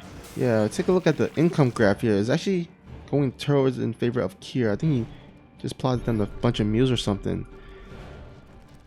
Because DRG is at 97 workers, and I mean, as a Zerg, you want a lot of workers, but not not that much. That's a lot of workers. Well, Yeah. something those workers grant him is being able to trade over and over again. Now he's trying to get the planetary over here. He might just get it with those Banelings. Banelings rolling into this one as well, but he's losing a lot of army supply to trade for economy, where I'm not sure if he can actually replenish it. Oh man, he's replenishing with 80 links and 2 Ultralisks. Oh man. And now Cure has had enough. He's walking across the map. He still had some command centers building as well, so they will be focusing those. They will replace those killed, and those Tor are just not dying. Oh my god. And the No, Vikings. don't shoot the observers. They were like 4. Oh, they were just shooting at the overseers instead of joining the battle against the Ultralisks. Alright, it's gotta be. DRG's gotta get some nice connection with these Banelings. A lot of these doors are actually in a low life. And I think with the reinforcement here, with the reinforcement links, he should be able to clean it up. Yeah, Zerglings seem to be pretty good against Thor. Who would have guessed? Not enough Hellbats or Hellions for that matter with this army of Cure, and now DRG looks like he can just pounce onto the production of Cure and take the win in this match. Yeah, I think the snowball effect is kind of getting in favor of DRG. All these bases are still standing for DRG, while Kier's bases are getting ravaged. Cure never really able to get across the map to punish DRG for a rather greedy playstyle. Like DRG just skip Banelings for 10 minutes straight. Didn't get them. Not one of them. And once he hit 200 supply, he just went B and instantly morphed 60 Banelings and then proceeded to crush into Cure's defenses. I gotta say, I was pretty impressed by DRG that game, because first of all, to make Ultralisk and Ling and Baneling work on that map against mech is pretty hard to do.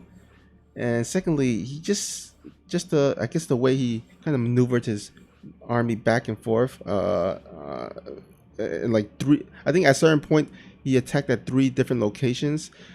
That's pretty impressive, and DRG is looking to be playing really, really well. He is indeed, like he didn't just hit in at one point, but he always made sure to hit another base as well. Like each time he tried to engage the main army, he also went for one of the planetaries with a bunch of Banelings or Ultralisks, to even if he got that not favored trade in the main fight, he would still take out some economy of Cure. Yeah. All right. Looks like we're about to get started with our game number 4. We do have DRG up 2-1, one game away from clinching the series. But looks like we're gonna have actually a 2-minute break here. So everyone, let's go ahead and take a look at some of our recent favorite play of the days, and then we'll be right back with our 4th game here. So don't go anywhere, guys. We'll see you soon.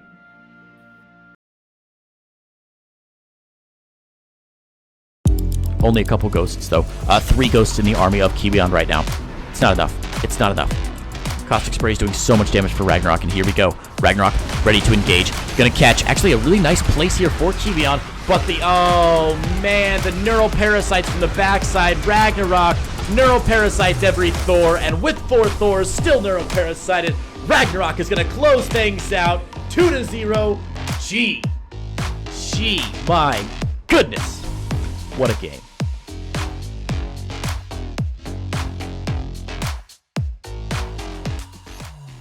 Oh, on the other hand, we do see a bunch of Zerglings being produced here for Ragnarok, looking to be an aggressive across the map. Now, Zan, on the other hand, he hasn't built any much production buildings. He's added an extra gateway, but is that going to be enough again? Oh my God, he's even pulling the boys. Oh, and drones go past the depths in the wall up. This is crazy. Ragnarok getting so much damage already. Ropes going down left and right. The pylon will go down as well. GG gets gold. Nothing down. Oh my god.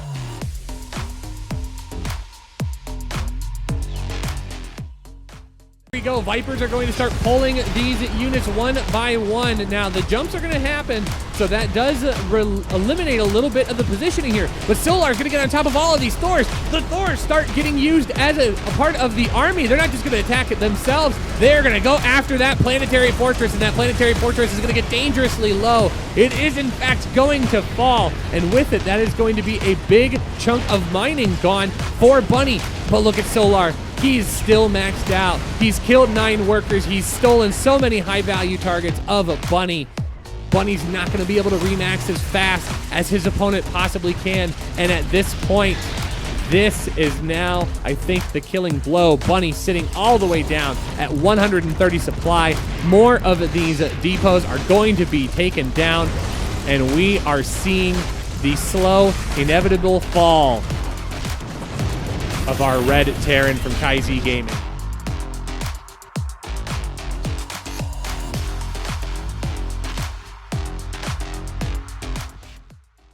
You can visit the Matcherino page for our event and contribute in many different ways. 1. Free coupon. Click Contribute, enter the specified coupon code to contribute a predetermined amount of money to the prize pool. 2. Free sponsor quests. On the right side of the screen are various actions supported by sponsors, including retweets, Twitter follows, surveys, among other things. Click into these boxes to complete the action and add the attached prize contribution to the pool free of charge. 3. Marketplace. Products are available in our marketplace, which also contribute to the fundraising pool. Be sure to check out the variety of apparel and collectibles, as well as other unique items. 4. Donate. Clicking on the Contribute button, you're able to add funds to your Matcherino wallet and then directly contribute them to the fundraiser page. Thanks for supporting your event with Matcherino. All right, guys, welcome back, and we are heading straight into the game. And let's go ahead and introduce our players. Here, spawning at the bottom right, we have the blue Terran player, looking to keep his hopes alive and tie up the series. Can he do it? It is Kier.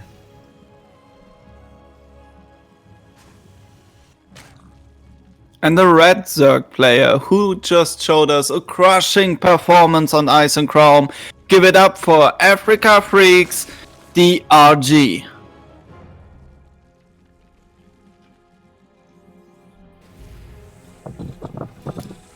Alright, so Submarine LE. We all live in a yellow submarine. Yellow submarine. Yellow submarine. That would be a funny introductional music as well. Oh, that will probably be your entrance music, right? Actually, come to think of it, I don't think I'd go for something epic or something cool. Well, like cool.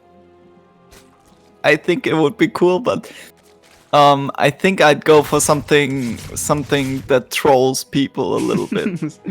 Yeah, something funny. Yeah. It would be awesome if your opponent could hear your entrance music as well. Next IEM, when they do offline finals, I hope they just get like a big stage and then each player gets to choose an entrance music, and then somebody like Pity Drogo comes in with the latest meme music. Oh yeah. Like small like a small hype video of their plays playing in the background. That could be really sweet. You know, it could be a really good kind of business opportunity for Blizzard as well. Like, if each player had their own music, you can sell those music in iTunes. Maybe people can buy it if they like it enough.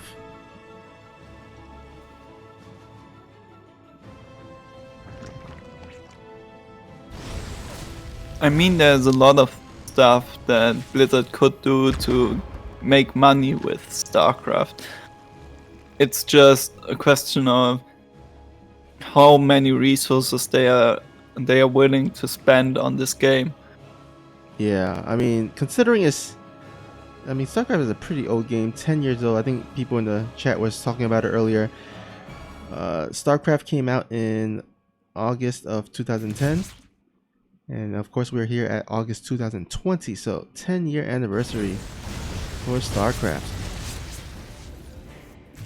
Insane, right? Yeah. And we're still going. Yeah. Like, think of all the games that appeared were an esport and then disappeared again after a while. Yeah, I know, right? It's like, even StarCraft 1 is still around. Yeah, it's insane. That one has been out for 22 years now. Insane. Yeah, I mean, a lot of people in Korea still plays Brood War. I think a lot of more of the foreigners play StarCraft 2, but I think there's still a really big following for Brood War. Although with certain players, I think they're either their military service or something. Some of the legends have, kind of retired, or at least semi-retired. I know Jadon recently went to the military, and I think Flash should be going soon. Yeah, but before he goes, he decided he's going to compete in the ASL as random. What? Okay. Yeah. Now Flash is just memeing or something. Yes. He was like, okay guys, I promised you before I retire, I'll do random. I'll give random a try. And there were already some matches played with him as random, but now the Mutalisks are coming in and Zerglings to help him, but I'm not sure if those Mutalisks are actually trading well against the Marines, because there are just more Marines coming. Back to Flash. He already had like three matches against like top tier Korean Brood War players, like against Bisu, I think against Queen as well. And when he played against Queen, he obviously queued as random, but he got Terran twice in the best of 3.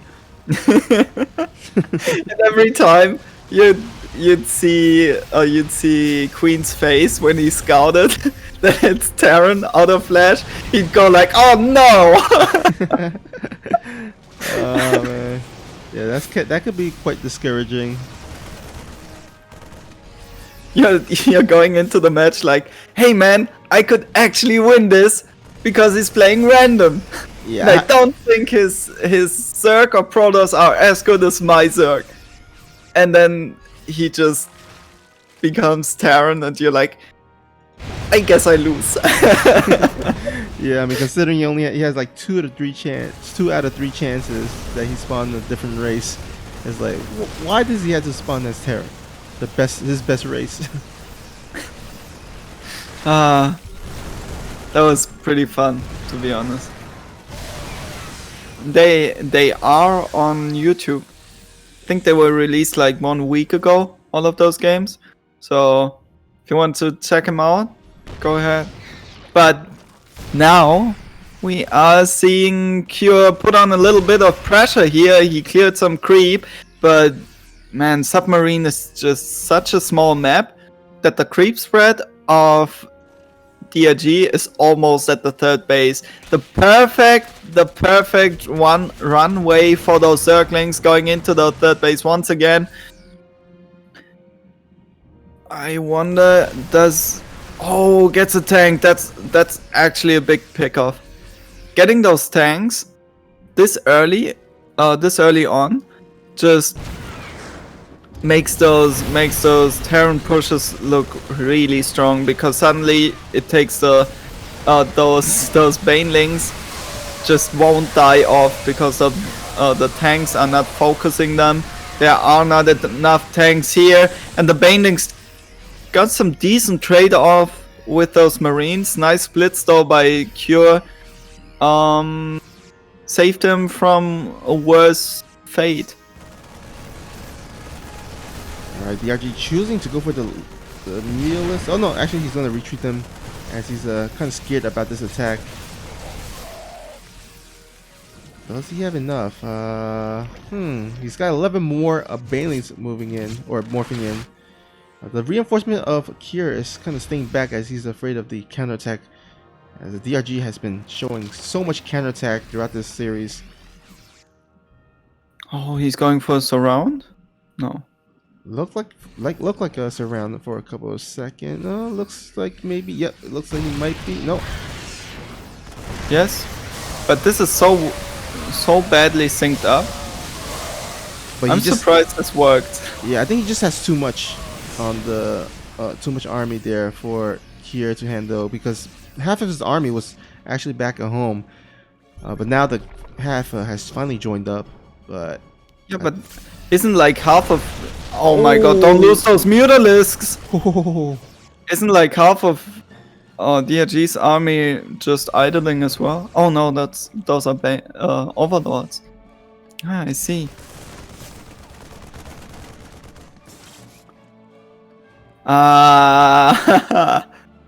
Spots the 4th base that was about to be taken. Still not placed though. Cancelled once again. This is super annoying. This is super annoying play by DRG. He just runs around with those Zerglings and tries to annoy as much as possible. It's like during the summer, there's always this one fly in your room. You don't know how it got in, but somehow it got in. And every time you try to relax a little, it just lands on you. I know what you mean, man. It's so annoying. In my old apartment, I used to have one fly in for like a week, straight up a week, where every time I wanted to sleep, it would land on my arm, and then I would move my arm, it would jump up, and then come back. Every time I would try to play StarCraft, it would land on my arm. I was just so annoyed by this. Some flies just want to see the world burn. Some flies just enjoy your misery. Evil flies. Oh, not that many Banelings left over here for DRG, and the splits for Cure were actually pretty decent. Now, how many Banelings do we have right now? We have 12 morphing, and other than that, 22 Zerglings.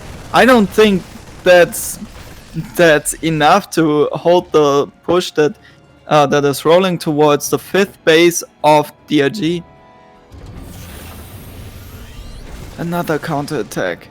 And another one. Yeah. I wonder, like, oh my god, is he just going to face on fight Marines and the Thor with Mutalisks? Yeah, there's actually no tanks out in the field, so I think GRG is feeling confident enough to get on top of the army there. And oh man, yeah, he's picking off a lot of the Widow Mines and the Marines. Banelings rolling into the 3rd. Where did all those units come from? Out of air. I literally looked at the units, at the unit count, like, what was it? 1 minute ago? Half a minute ago? And it said, yo, there are 12 banelings morphing and 22 zerglings. And suddenly there's like 70 zerglings just running across the map. Yeah, DRG just macroing like a beast. However, not showing off his beastiness is the creep spread, as the creep spread has been kind of recessed back with that attack. He's desperately trying to actually spread it at the south side, but still needs some extra creep on the north side. In the meantime, here gonna go ahead and try to clean up the creep here that was just recently spread on the bottom. Man, this is kind of weird game. Who do you give the edge to at this stage? DRG was ahead by a lot of supply, but then he managed to throw away like 20 supply, while Cure was just macroing up, staying calm, and that gave Cure the chance to come back.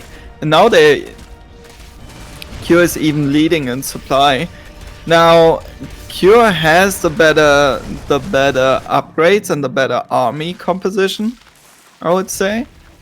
But he has to be really careful with his engagements, because those Mutalisks will clean up everything that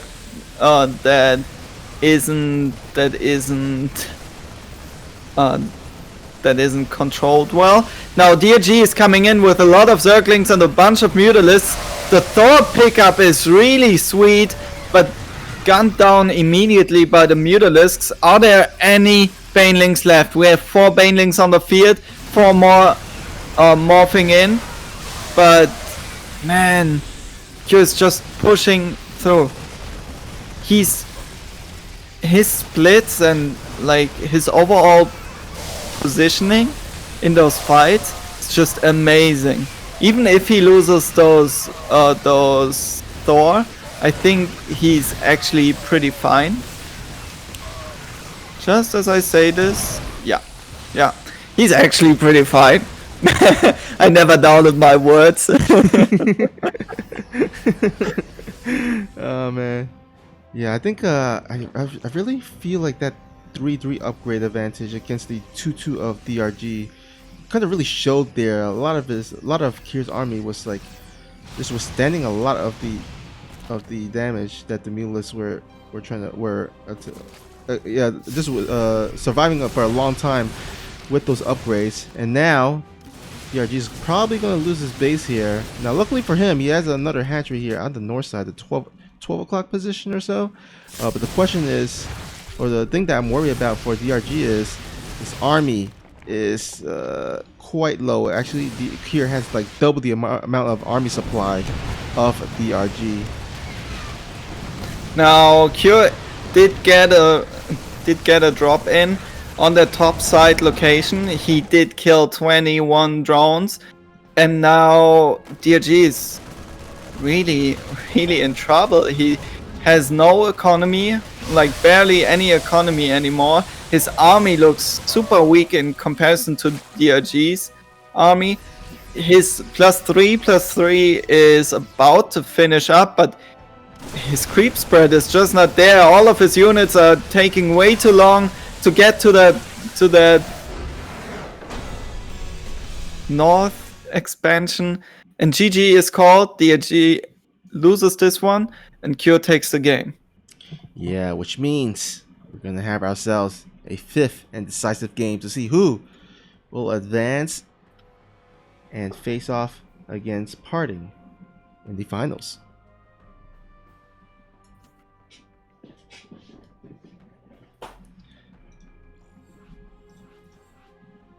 Who are you hoping for? You know what? I'm gonna root for DRG just because I think the way he's come back, looking really strong. I'm rooting for DRG. How about you? I was like, man, if we see Parting against Zerg, we might just see a cannon rush. Oh yes, I would love to see a cannon rush right now. You know what? I will be really interested to see how the cannon rush after the patch, the recent balance patch. I'm not sure if they're gonna go through with it or not, but with the void rate change, I think Parting. That one could be super fun. Yeah, we could see Parting do a cannon rush and transition into void ray. You know, it's like something crazy like that. I would actually love to see that. Go like Blizzard, please let everything go through with that patch.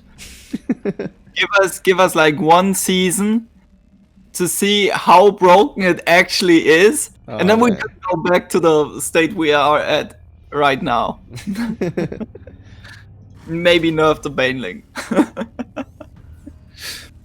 Okay, let's introduce our players. Spawning in the top left corner, he's the blue Terran player representing Dragon Phoenix Gaming. He is Cure. And spawning here at the bottom right, he's the red Zerg player representing Afrika Freaks. It is the RG.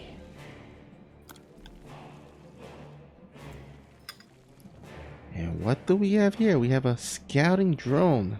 DRG being a bit extra careful, making sure that he does not die to a proxy barracks here in this last 5th game.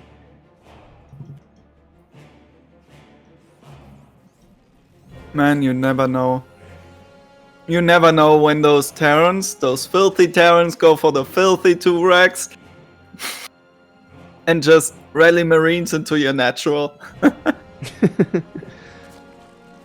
To be honest though, every time I try a 2-racks, I either get scouted immediately or my opponent goes pool first and tries to go for roach timing.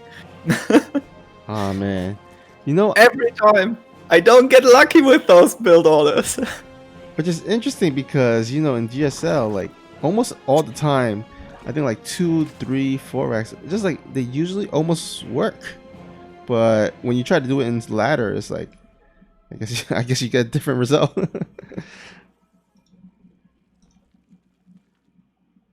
In theory, it should work, right? Yeah. In theory. But I don't know. Maybe Innovation and Maru are just way faster with the barracks, or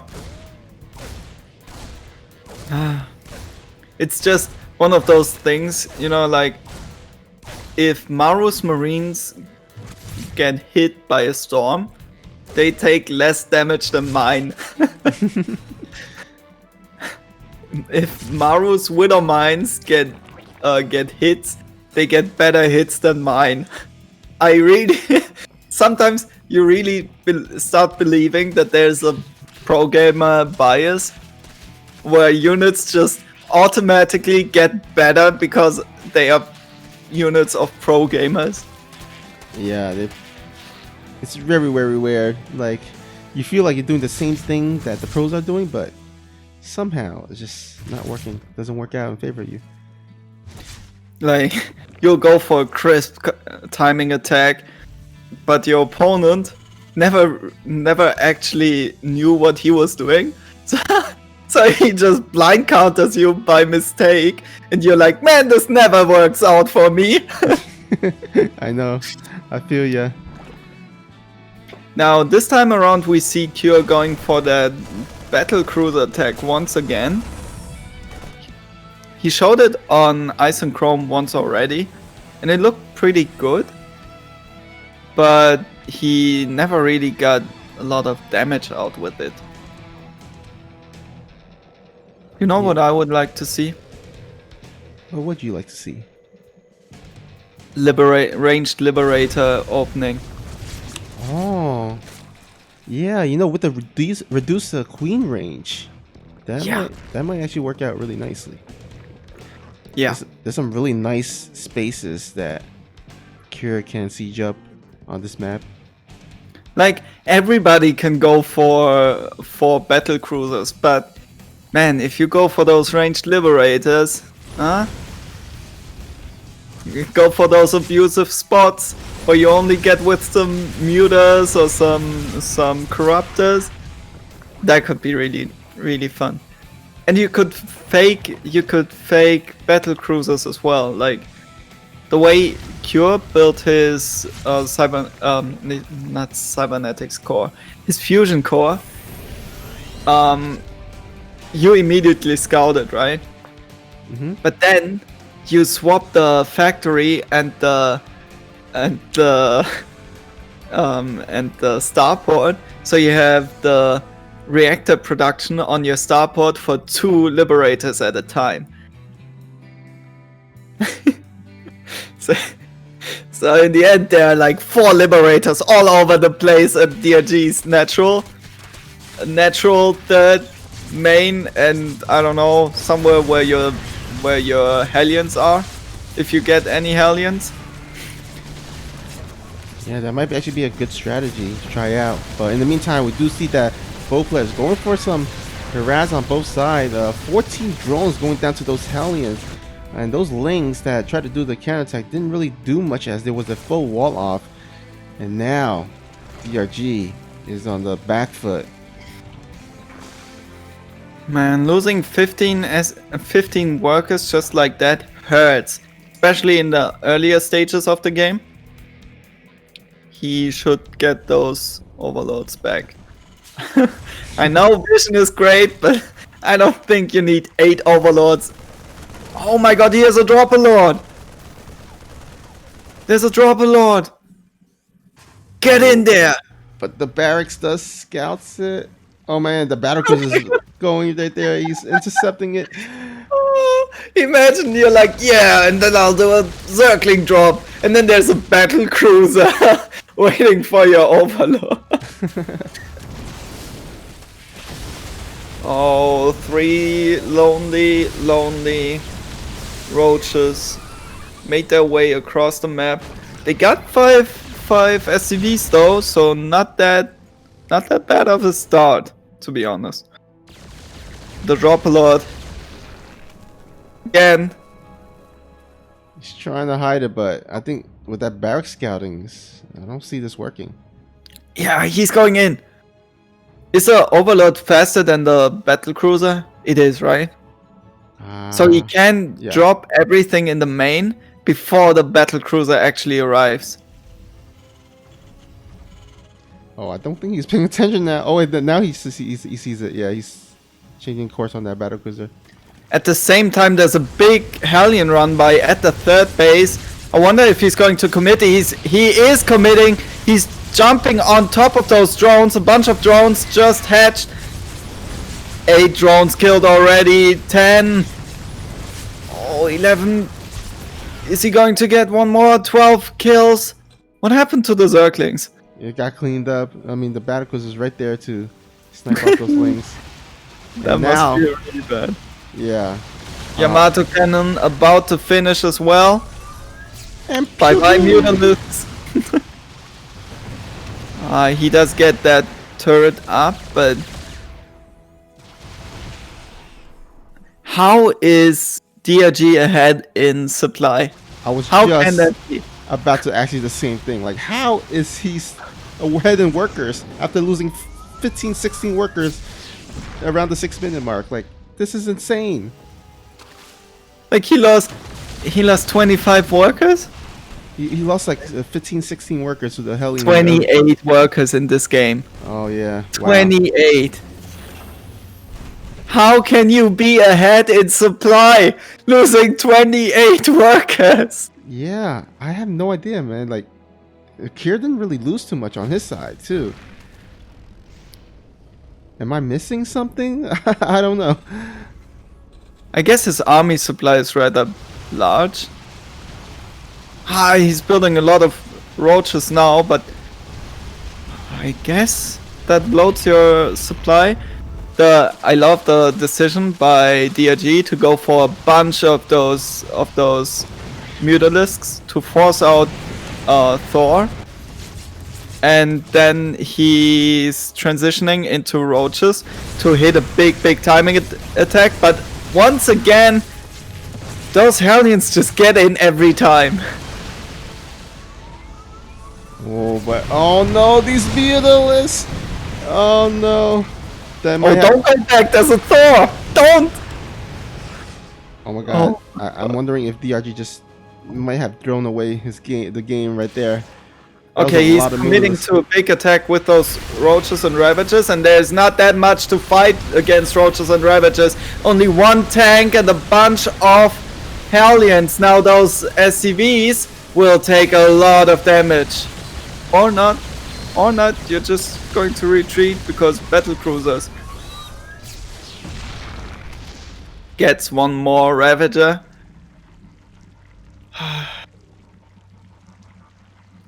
You know, I feel like Yamato Ken should have splash damage on ground. Come on, there's a giant spaceship shooting at one single unit with a cannon that is almost its whole body. You can't tell me that thing is not supposed to have splash damage. Well, I mean, it's got like infinity range. Yeah, but what does a Yamato Ken do to a bunch of Zerglings? Huh? Suddenly you can, like, I'm not asking for Widowmine like splash damage, but let's say, I don't know, an Archon attack, huh? Similarly a splash, just a lot more damage in the center. To actually kill off a single unit. Well, in real life, I could imagine it doing a lot of good splash damage. I mean, with that huge It's ass. a giant laser. Yeah. I'd be surprised if it didn't.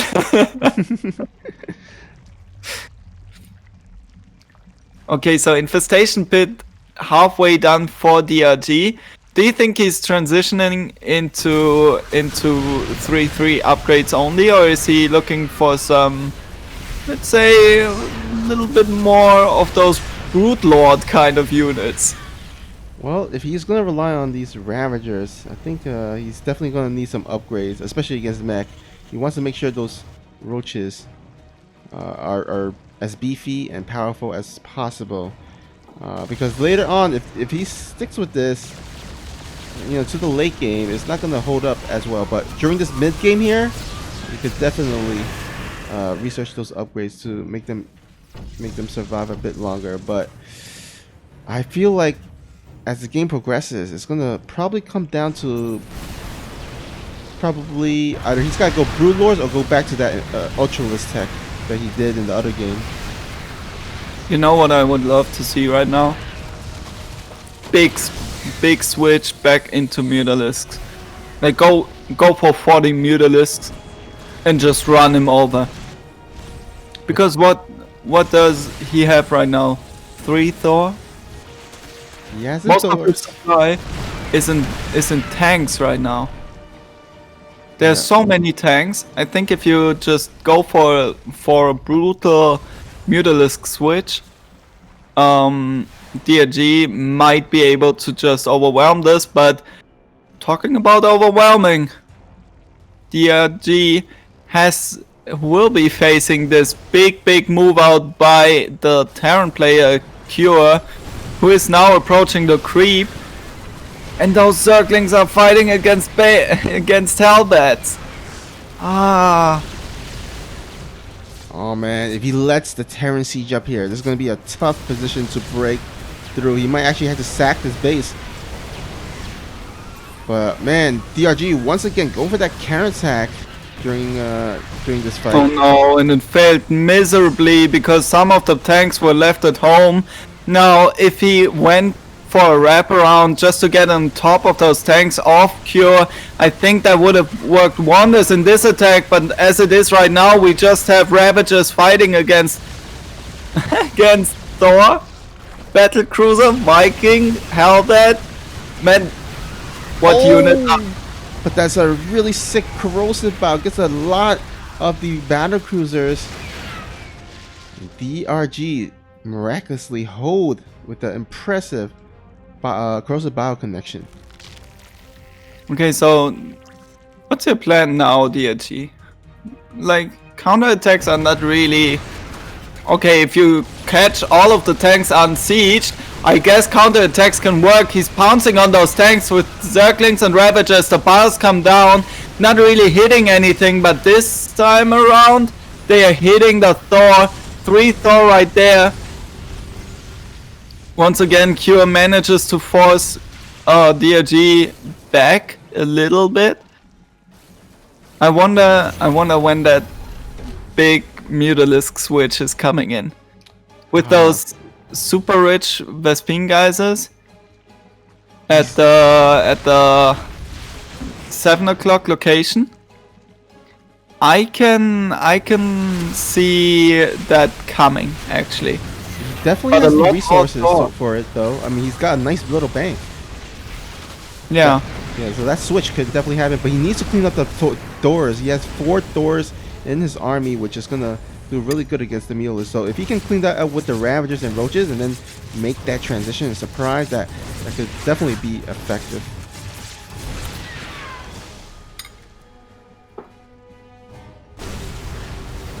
Oh, there we go. 21 Mulers on the production tab. I think he has the same idea that you were having. DRG, you madman. He's trading in those Roaches and Ravagers now. Getting even more Mutalisks. 11 more Mutas on the way. Oh my god, I would love to have a face cam of Cure right now. Just to see when all of those Mutalisks hatch and hit him. Like 30 Mutas just in your face. This is some J-Dong kind of style. Definitely. Of course, J-Dong, infamous for his Mutalisk skills and multitasking in Brood War. But can DRG replicate the J-Dong Mutalisk control? Oh, here we go. Who's the real Dong? Is it Dong Ragu or J-Dong? 27 Mutalisks on the field, 6 more morphing, hatching. Oh no! God. They are just not taking any damage. The Mutas are just surviving.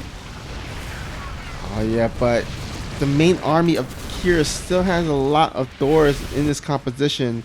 Corruptors pew-pewing on this planetary. We'll snipe it down. That's a nice way to say what they are doing to that planetary. they're either peeing or vomiting on it. Either way, just draw your imagination of what it's doing. But the Mutalisk does come back home to retreat and try to clean up. Oh, some of these doors are actually separated and split up, so he will be able to take down all these tanks. Oh, Cure is still up in supply, but those Mutalisks are not stopping here, and they are chasing more units down. Now we have 58 workers for DRG to the 60 workers of Cure, but DRG lost most of his mining bases. Yeah, what use of the workers if you don't have any bases to mine, right? Right now, also, what's scary for DRG is the army supply is also in favor of Cure. And how many doors? Look like there's 3 doors in the production tab, and now there's a total of, let's see, 10 doors out in the field. Oh boy. You will need some really good magic boxes to fight those Thor. Let's see.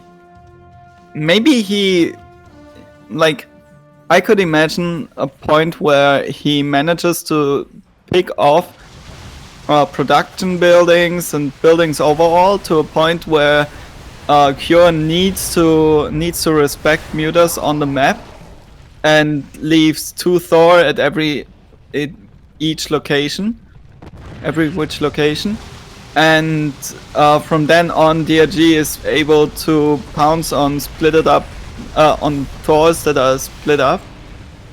Like those 3 Thors down there, I think he could pounce on those if he managed to get the main bulk of Thors towards the 4th base of Cure. Alright. Oh no! That one hurt! That one hurt really bad! I think 3 Mutalisks died just by 1 volley. Yeah, oh man, he's got to be really careful. These Mutalisks are his saving grace right now. He's gotta make Okay, sure. without looking, how many Mutalisks do you think died this game? Oh boy, that's maybe, I don't know, 25? 20? Yeah, I'm gonna go with 20. 35 Mutalisks. Oh wow. And 23 Corruptors. Oh man. My god. Okay. I like the transition back into roaches for DRG. Makes a lot of sense since he forced a bunch of Thors, and those Thors clump up so bad and they are so clunky that splitting against corrosive biles is just like close to impossible. But more Mutalisks coming in. As I say something, DRG is just like, but mutas exist! They are good, right? They must be, right? Oh my god. You know what? I think it's come to a point where I don't even know who's got the edge right now. Yeah, like, it felt like Cure had the edge for a long time. But he never really managed to get anything off his lead. Now he's moving across the map, but is it too late? Because now DRG is just going to get on top of this command center, go into the main base to get on top of the production line as well. Nice Widowmine connection, but those Cyclones are not... Well, I guess they are doing a good job.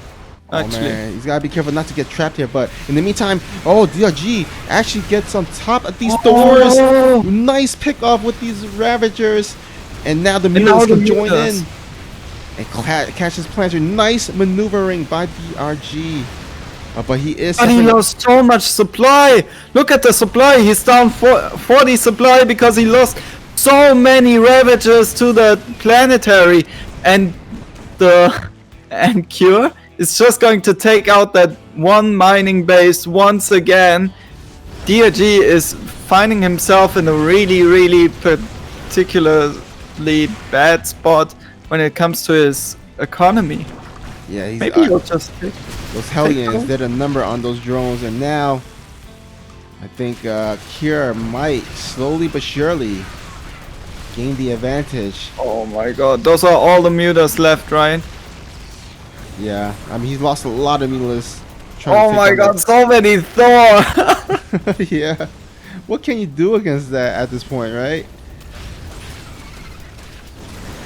Oh man. I mean, the Roach Ravager was nice to the point where there were just a billion Cyclones. GG is called. Cure manages to take this last match and advances to the final to face off against Party. Yeah, what a crazy fifth game. I mean, I there was that part. A part of me was saying, okay, Kira's got this, and then all of a sudden, DRG with the meatless switch. It's like, oh, okay, maybe DRG has the upper hand right now, and then all of a sudden, Kira kills a bunch of meatless, and then he just cleans up the rest. And what a back and forth game! What a crazy game! Crazy game indeed. I'm curious what Parting is going to pull out against Cure in this next match, Yep. because Cure is somebody who will go for weird TVP builds. He will just make you guess. Yeah, but also parting. He's got a lot of build orders that makes Terran players guess as well. So it should be a pretty good matchup in terms of possible craziness happening. Yeah. So Parting was just asking if this was a best of 5 or a best of 7. Best of 7, of course, and he's a little bit bummed out by having to face against a fellow DPG Yeah, member. a team kill right there. But you know what? It's best that both players, from the same team did reach the final. So at the very least, both of them could be happy that, we both represented our team and made the best man win. Yeah, I guess so. DPG has a lot of strong players these days. Like Dark. Okay, Dark is not performing as well lately, but it's still Dark. Dark, Cure, Parting. Let me check who else is on that team.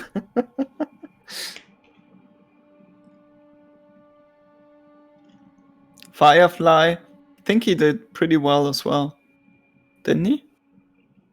Haven't heard him. I mean, haven't heard of Firefly in a while, so I'm not sure.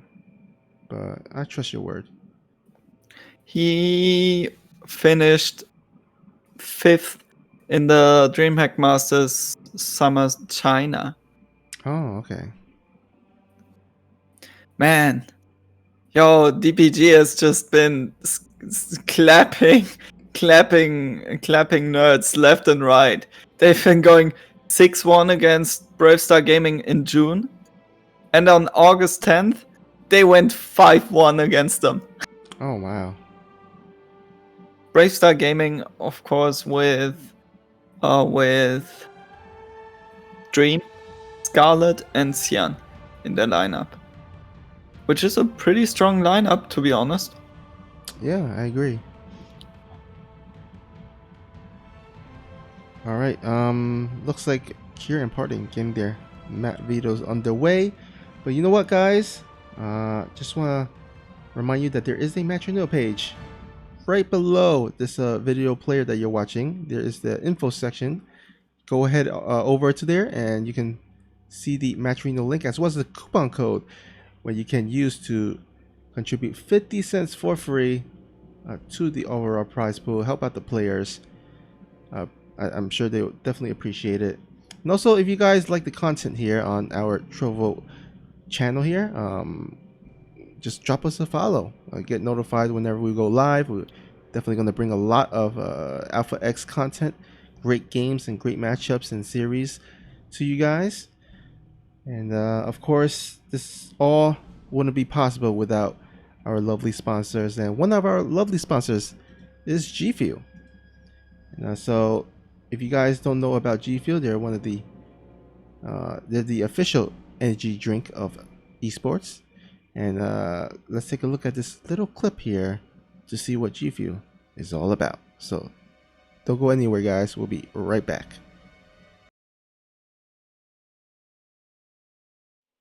Ladies and gentlemen, we interrupt your regularly scheduled programming to bring you this announcement from our sponsor, G Fuel.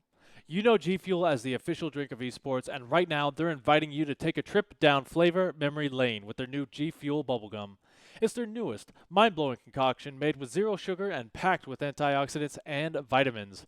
Be transported back in time with this classic taste of childhood while getting the energy and focus you've come to expect from G Fuel products. Check out their sponsor quests on our event page for more info on how to get your hands on G Fuel's nostalgic take on a time-tested favorite. Now back to the games.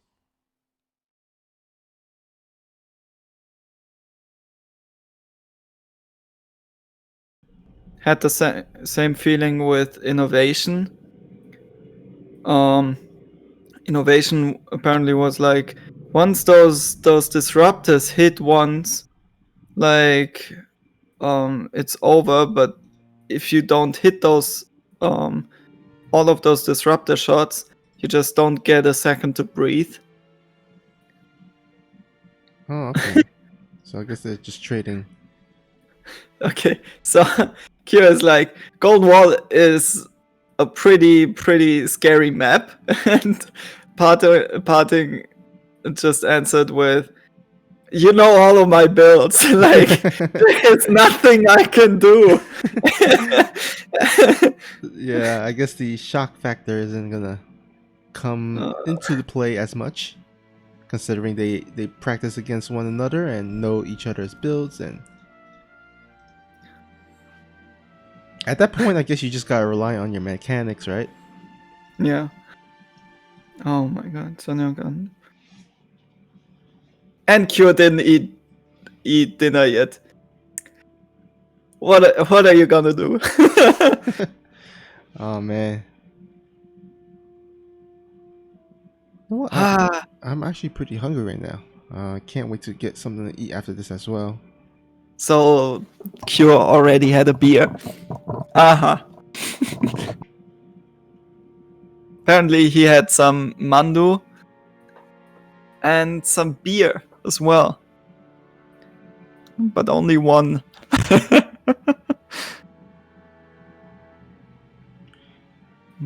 All right. So, Golden Wall gonna be our first map. Parting versus Kier. You got any predictions for this upcoming series? And judging by the chat, I think Parting is going to take this one. Ah. But he should switch to Protoss. That's it. You know, Man, it's actually really interesting how close those players are after all.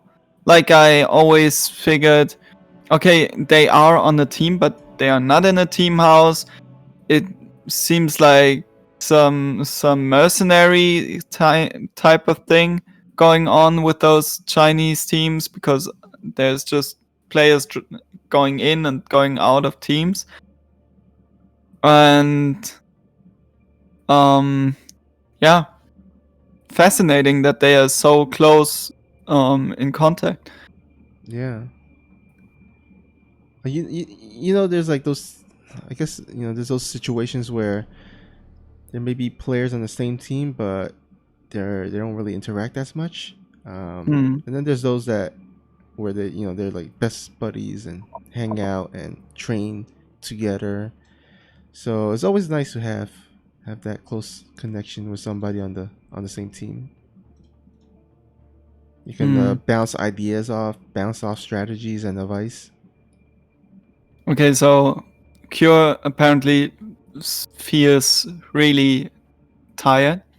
So he's like, I'll just have to lose really quick because I'm way too tired. And Parting is like, no problem. When your mind drop comes, I'll just have my stalkers unprepared.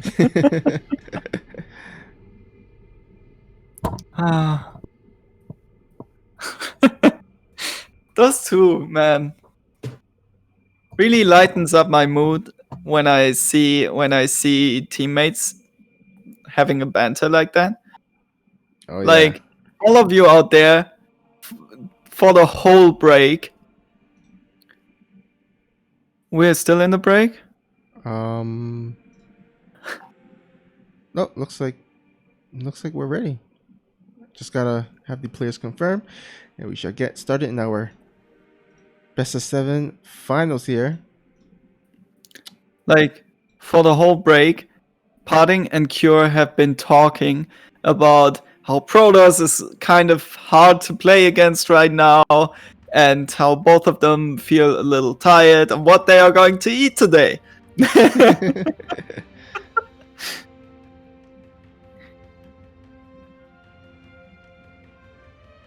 And now Parting might be looking after his cat once again.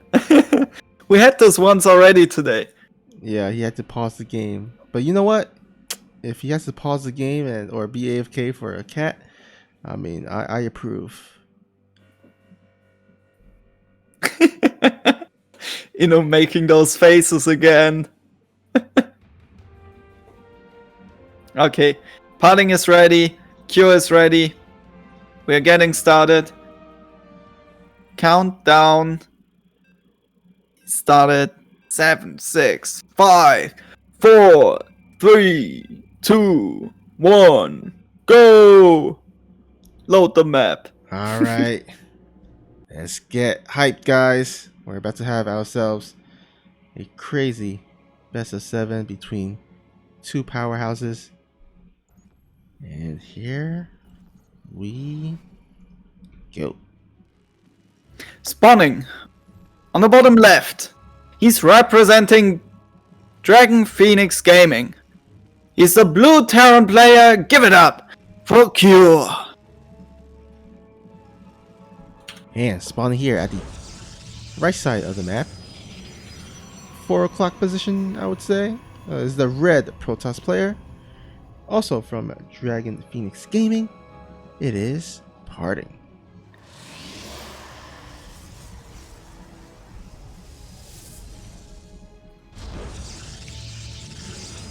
Let's go, Cure.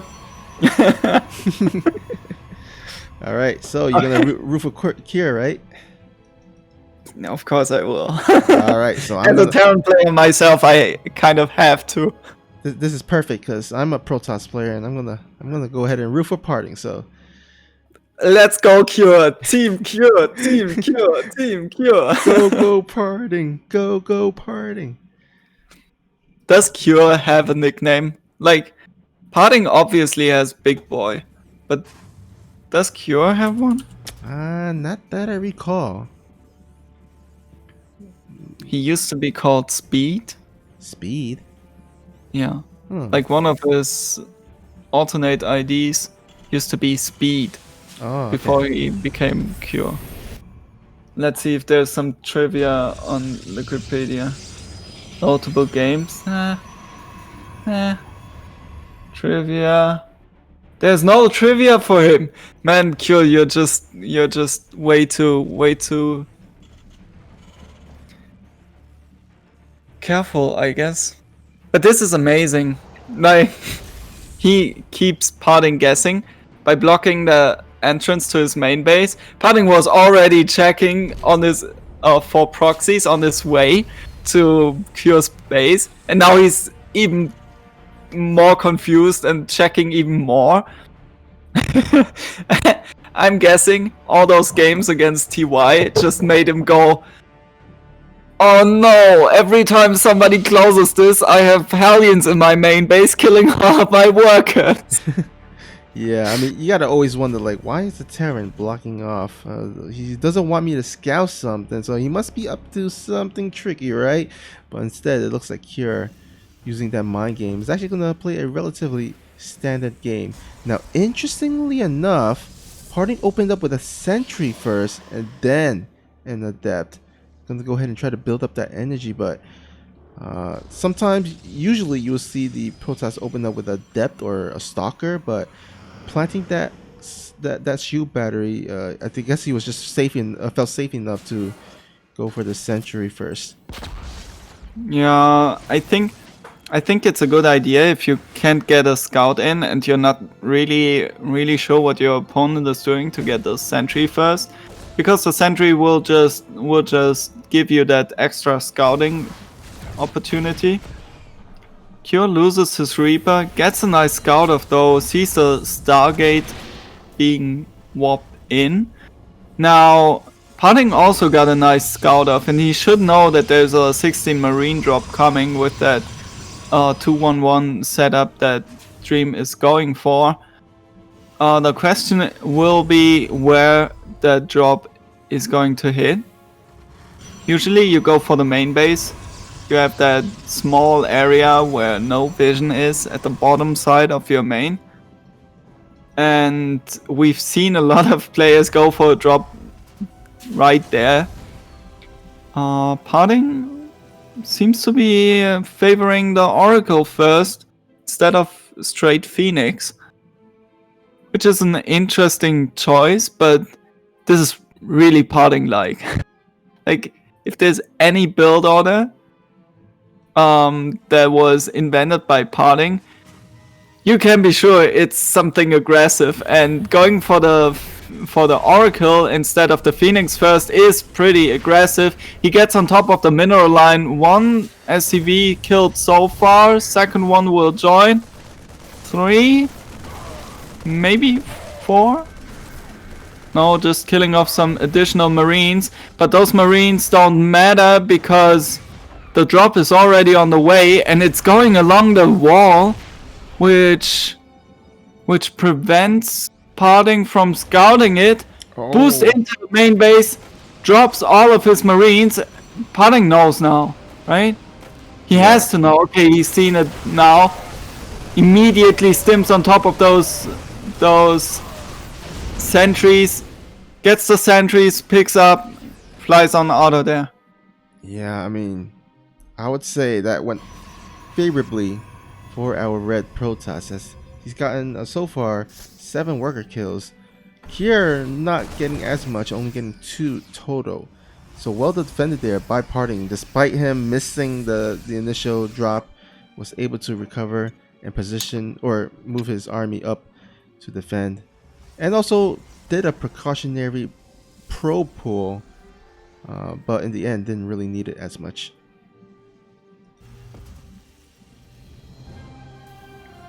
Like, getting those sentries is always nice because you potentially deny scouting with hallucinations, and you take away like 200 gas, right? Those are 200 gas that could be spent differently, and all Cure did was trade Marines for it, which is pretty fine. And all of those force fields that could have been there now as well will be missing when the Marines try to charge on top of the Colossus.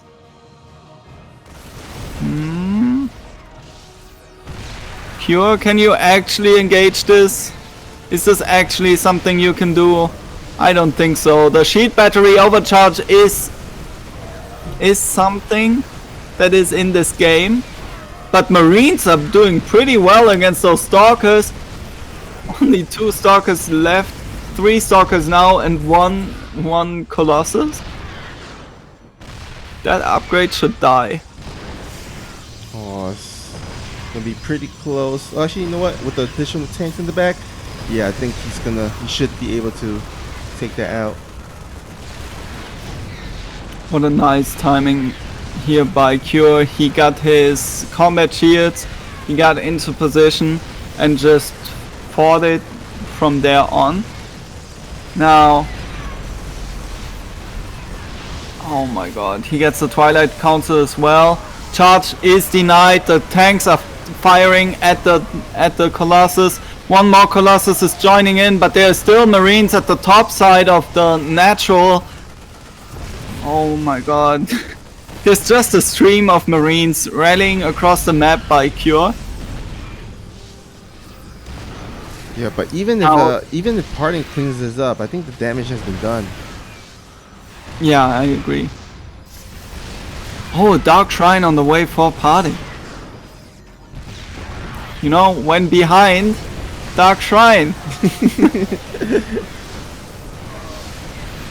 Okay, Cure. Will you get it? Will you get that Colossus? No. Does not seem like it, but the sheep batteries have been cleared off. There's no sheet battery overcharge, and Parting is losing a lot of tech units right now. Colossus dies. This Nexus should die as well. And GG is called. My boy takes it. Hell yeah. Kier drawing the first blood.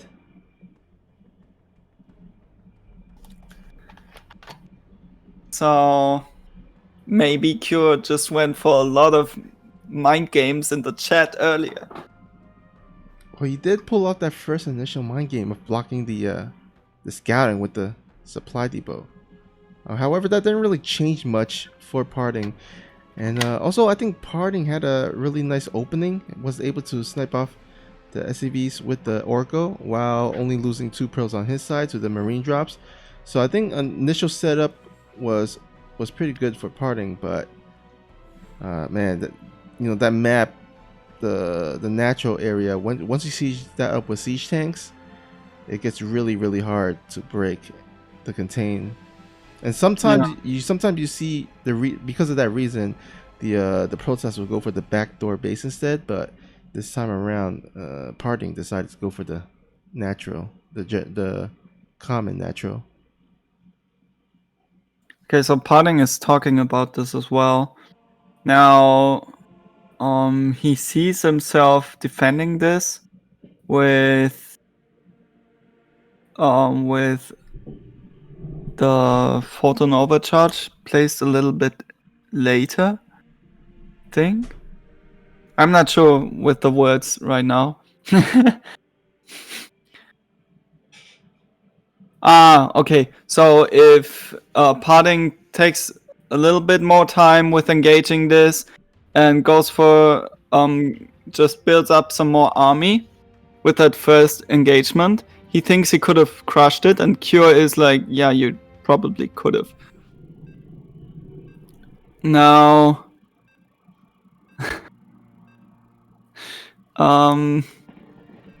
Parting is going serious mode now. Let's see. And that's pretty impressive considering that Kier was tired and probably maybe drunk. Oh wait, no, was he hungry? Okay, he's hungry. Probably most of all, he's hungry. That's the important part. Okay, talking of him, he's spawning in the bottom left. He's a blue Terran player representing Dragon Phoenix Gaming. Give it up for Cure. And spawning here at the top right corner of the map is the red Protoss. Also from Dragon Phoenix Gaming, hailing from Korea, it is Parting.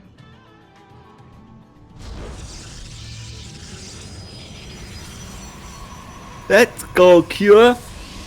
Let's go, Parting.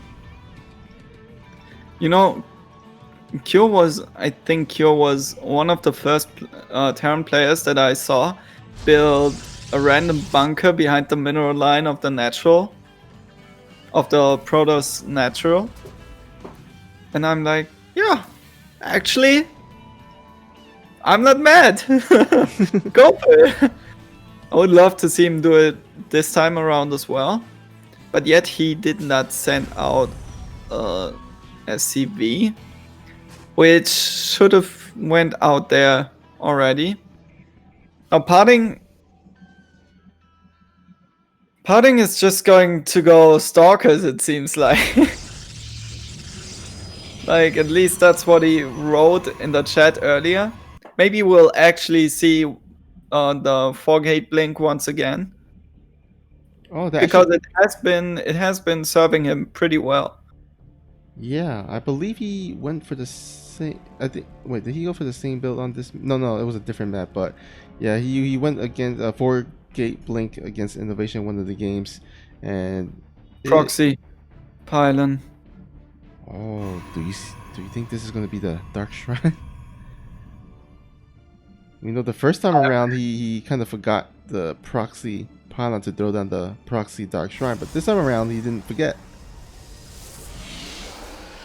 Yeah? Okay, Stargate. No. Okay, Stargate. kind of disappointed. Not gonna lie. But the Reaper is finding. Oh my god, the Reaper will find the probe. Will it? Will it just barely? Oh, okay. Oh, yeah. And he will be like, okay, what have you been doing there? Come on. You gotta be like, what's up? What's up, probe? What is it with you? Okay, he's scouting for proxy gateways. Nothing found. Let's see. Yeah, he should be finding it. Oh my god, Cure, do it! You can find this! Oh no, he cheated. Okay, there you go. He just. Yes! And he sees the Phoenix as well! Yeah! Parting, take this! I can already, like, I've seen enough Parting streams to know what his face looked like the moment the Reaper attacked his pylon. He was like, oh. I can only imagine.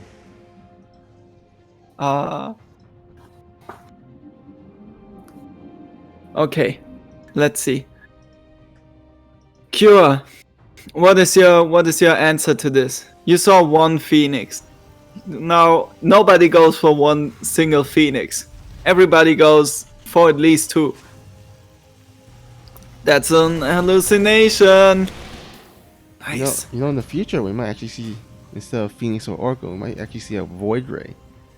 Or maybe even a Tempest. I mean, With that extra structure damage. yeah.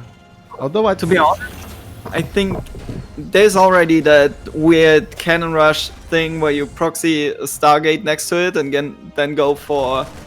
Oh my god, this is amazing for Cure. And then you go for what did I want to say? For Tempest, right? With sheet battery support. And usually the Terran gets a bunker. Now you just get that stupid upgrade and suddenly you, I don't know, 3-shot a bunker. yeah, that's gonna be crazy to watch. I mean, again, assuming the patch changes actually goes through. It's very, very. He's going for the Stargate. He's doing TY kind of moves. Are we positive on this being Cure and not TY? I mean, you could definitely make a mistake, or mistaking both of them. I mean, this is very much like a TY kind of move. But you know what? With the double medevac here, dropping into the top, and also moving in with the Marines here into the natural, this might be able to find some probe kills here. But that looks like Parting has a really nice setup, has his army positioned really well. Also the Phoenix denying the medevac. So far, pretty good defense here by Parting. I would love to see Cure just stim into the natural right now. Okay, not anymore. Parting moving his units into the natural. Just to be safe. So many drops going across the map, like... Cure, what's your plan right now? You're just going to get a bunch of Marines and then brute force your way through? I think he's trying to find an opening somewhere, but seems like Party just is on top of this. He's got the Immortal, got some sentries to force field if needed, and I don't think here will be able. Oh, actually, you know what? He might be able to drop in here. Oh my god! Oh man, Big the Colossus drop coming in. The Colossus is just popped out, but oh no, he's moving his army a little bit further to the third base. Wreck those probes! 7 probes, 9 probes! Kill them! And now get out of there.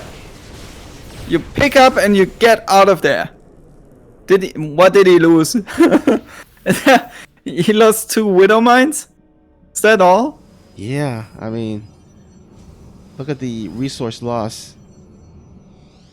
Parting here with 1,000, losing 1,000 minerals and 50 gas. Well, Kier, on the other hand, only losing 475 minerals and 125 gas with those Widow Mines, of course. So really great trade there by Kier, as well as don't forget the 7 probes, or no, the 9 probes, right? Oh, jump on top of the Colossus. Okay, never mind. 2 Colossi. Okay, he's still going to do it. I was like, man, 2 Colossi might be a little bit too much for those Marines. And then he's like, nah, I'll just split it. If you have the concave, you can do everything. You just gotta believe, man. Drop on top. Aw. Going into the 3rd base though with a nice little run by. Loses 1 Marine to the cannon. Gets 2 probe kills. Straight out of there. Yeah, it's not looking good for Parting here. He's down 66 to 55 workers, and that's on top of the additional mules that Kier has. So sooner or later, Kier is slowly but surely out macroing Parting, and he keeps losing probes left and right. He's gotta make sure he's gotta position his army correctly. Make sure he doesn't get caught off guard with those drops. As good as the harassment went for Cure, I don't think he can fight Parting's army at the moment. Those Colossi, the Disruptors that are coming in as well. Everything looks so strong, but there are some Vikings just joining the fight, and those Vikings might be able to take out the Colossi in time. Gets a Marine and a Marauder there with those. Man, that whatever it is was super lucky. That male Karak. Oh. Oh, Vikings. Vikings hitting all of the Colossi. First Colossi already down. Second Colossi falling as well. And now it's only those Disruptors saving Parting from a crushing defeat. Because Cure is just looking like unstoppable right now. Yeah, I mean, without those Colossus, these Marines can just split against those Disruptors. But there's a good chunk of Parting army here to scare them back, but Kira got the damage done already. He sniped the 4th base. He made Parting cancel it. And on the other side, Kira is already has his 4th base almost done. Look at this Viking fleet. I mean, you can imagine the Viking just go fly into the natural and just drop down and just kill everything. I want to see that. Not gonna lie, I want to see this. Especially since there are no Colossus. There literally are no Colossus coming for Parting. So all Q has to do is land those. But something that landed was a Disruptor shot, and that one hit bullseye. Oh my god. That was disgusting. Okay, you know what? Parting has held long enough to have his Dark Shrine finish. Maybe, I mean, because Parting, I think we can all safely say, is kind of behind. Well, he can make use of these Dark Templars and possibly get back to into the game. Of course, as the saying goes, like you said in the previous game, when behind, go Dark Shrine. Parting was trying to get a neat little connect with those Disruptors on the army in the west, but Cure pulling back in time. Now this time around, Parting has a nice split in when it comes to his army.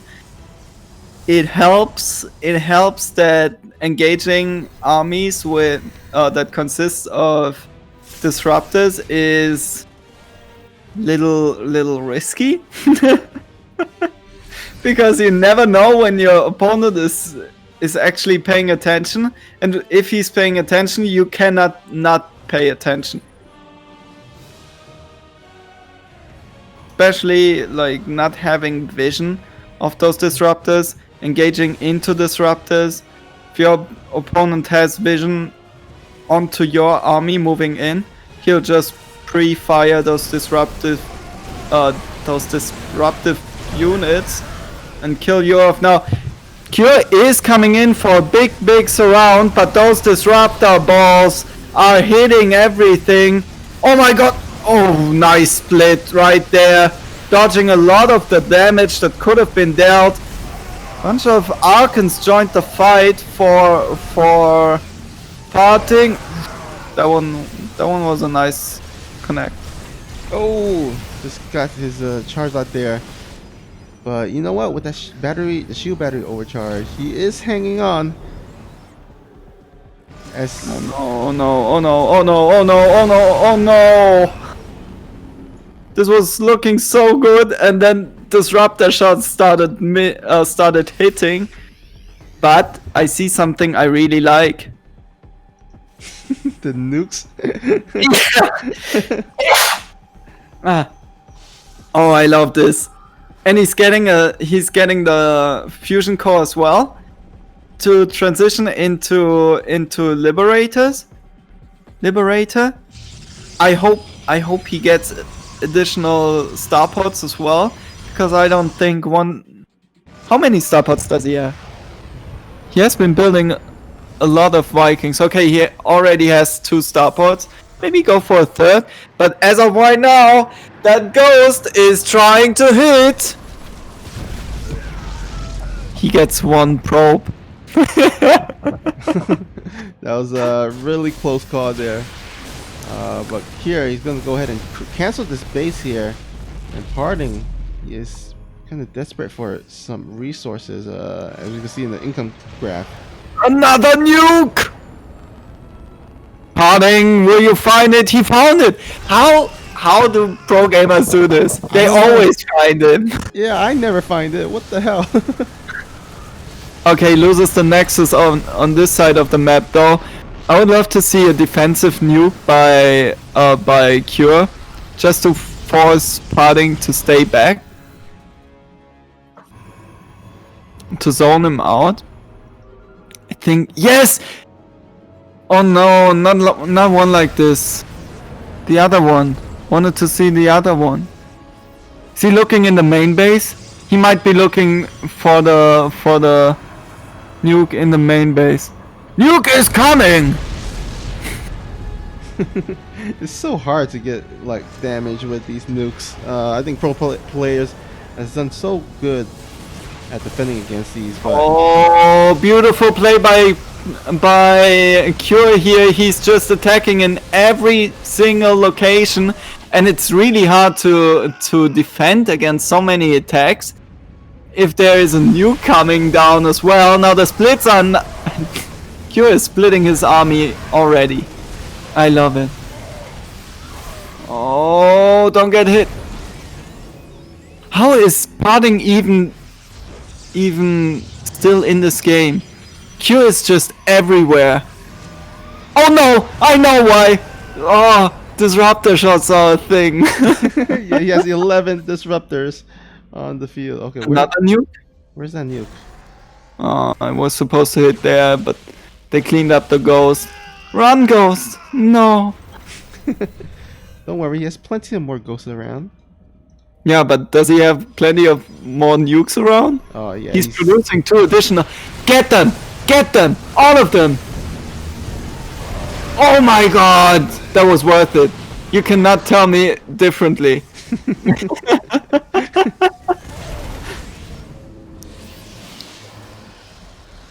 Now, set a nuke behind you. Like, so the... Okay, never mind. I want to see some zoning play with nukes. Because if you use them for zoning, the possibility of them actually hitting an army and destroying the army is way higher. I really want to see those spores get wrecked. No! Oh. That one hurt again. Yeah, just Parting. Oh, another nuke. He started 2 nukes at the same time. Ah, Parting was paying attention. Yeah, but catching Parting off guard. Will snipe the Nexus once again, and Parting just keeps on losing his base. Yeah, but In supply, we are still looking at a decent count for parting. He is behind an army supply, but I think you're fine with being behind an army supply as long as you have... How many disruptors are those? 8. Try dodging 8 disruptor balls. Okay, Cure. Okay, didn't we just have like 150 to 180 armies at a supply overall? What happened that parting literally went down 60 supply? I think Kier just has just a much better macro here. And oh wow, he's getting a nice little concave here. And will decrease the amount of splash damage, allowing him to split. And I think this is it. All the the majority of the disruptors has fallen, and GG parting will fall, and here will take game number 2. There was some really nice disruptor hits, but in the end there was one nuke that parting didn't account for, and it killed 11 probes. Oh man. And from that point on, it was just If like then- Cure did such a good job at just pulling parting apart. Just make him do more stuff than you have to do. Like, you can shift queue nukes. Easy.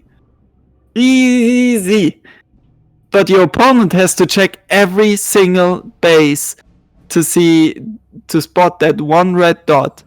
And if they don't spot it in time, their army is in danger, their economy is in danger, everything can go down within 1 second.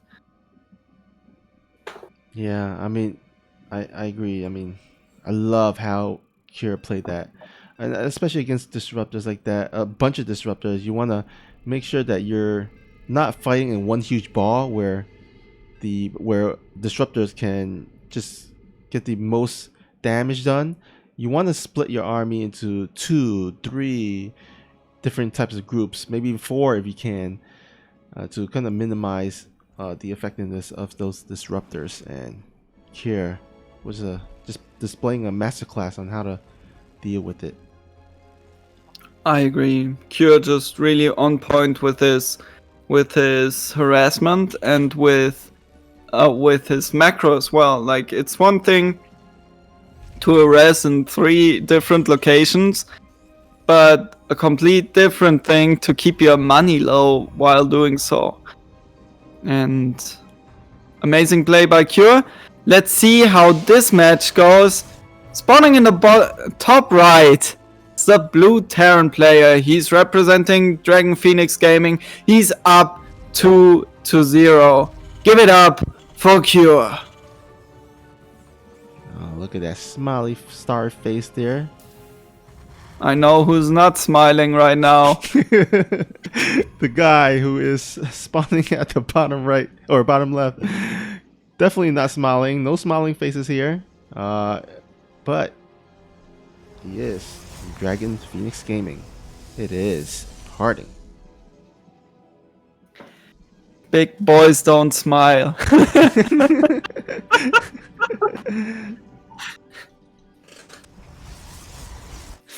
Kind of reminds me of a Fergie song long ago. It's like, Yeah, big girls don't cry. big boys don't smile. New song, gonna be a platinum selling hit. That's gonna be our walk-in track. Yeah. Oh man. You know what I really liked? Like, did you see the war chest? Team League? The Watchers? War chest. Oh, War Chest. Yeah, yeah. So I really liked how Rifkin included Tempo for his intros, and Tempo had like those those small rhymes to introduce the players. That was so sick. I really enjoyed that. Oh, that's pretty creative. Right? And it was not like he's red, I'm in my bed, give it up for cats or something like that. It was actually pretty creative writing. So shoutouts to Tempo at this point. Yeah. That was actually amazing to watch by him, to hear. Yeah, I think Tempo has definitely been a great part of StarCraft community. Making, of course, we all know him from those infamous songs, parody songs. And yeah, just love Tempo. Also, he's also tuned into some of our past events. So Maybe he's watching right now. hope so. Somebody message him on Twitter and make him watch. I wonder what time it is. He's in the US, right? So something so, yeah. around 5 o'clock, 6 o'clock in the morning. 6:55 right now in the East Coast, but anyhow, oh, we do see the slip by here by the Reaper. Does he see it? Yes, he sees the Dark Shrine. That is a big scouting information there. I don't know. I don't think Parting is smiling right now.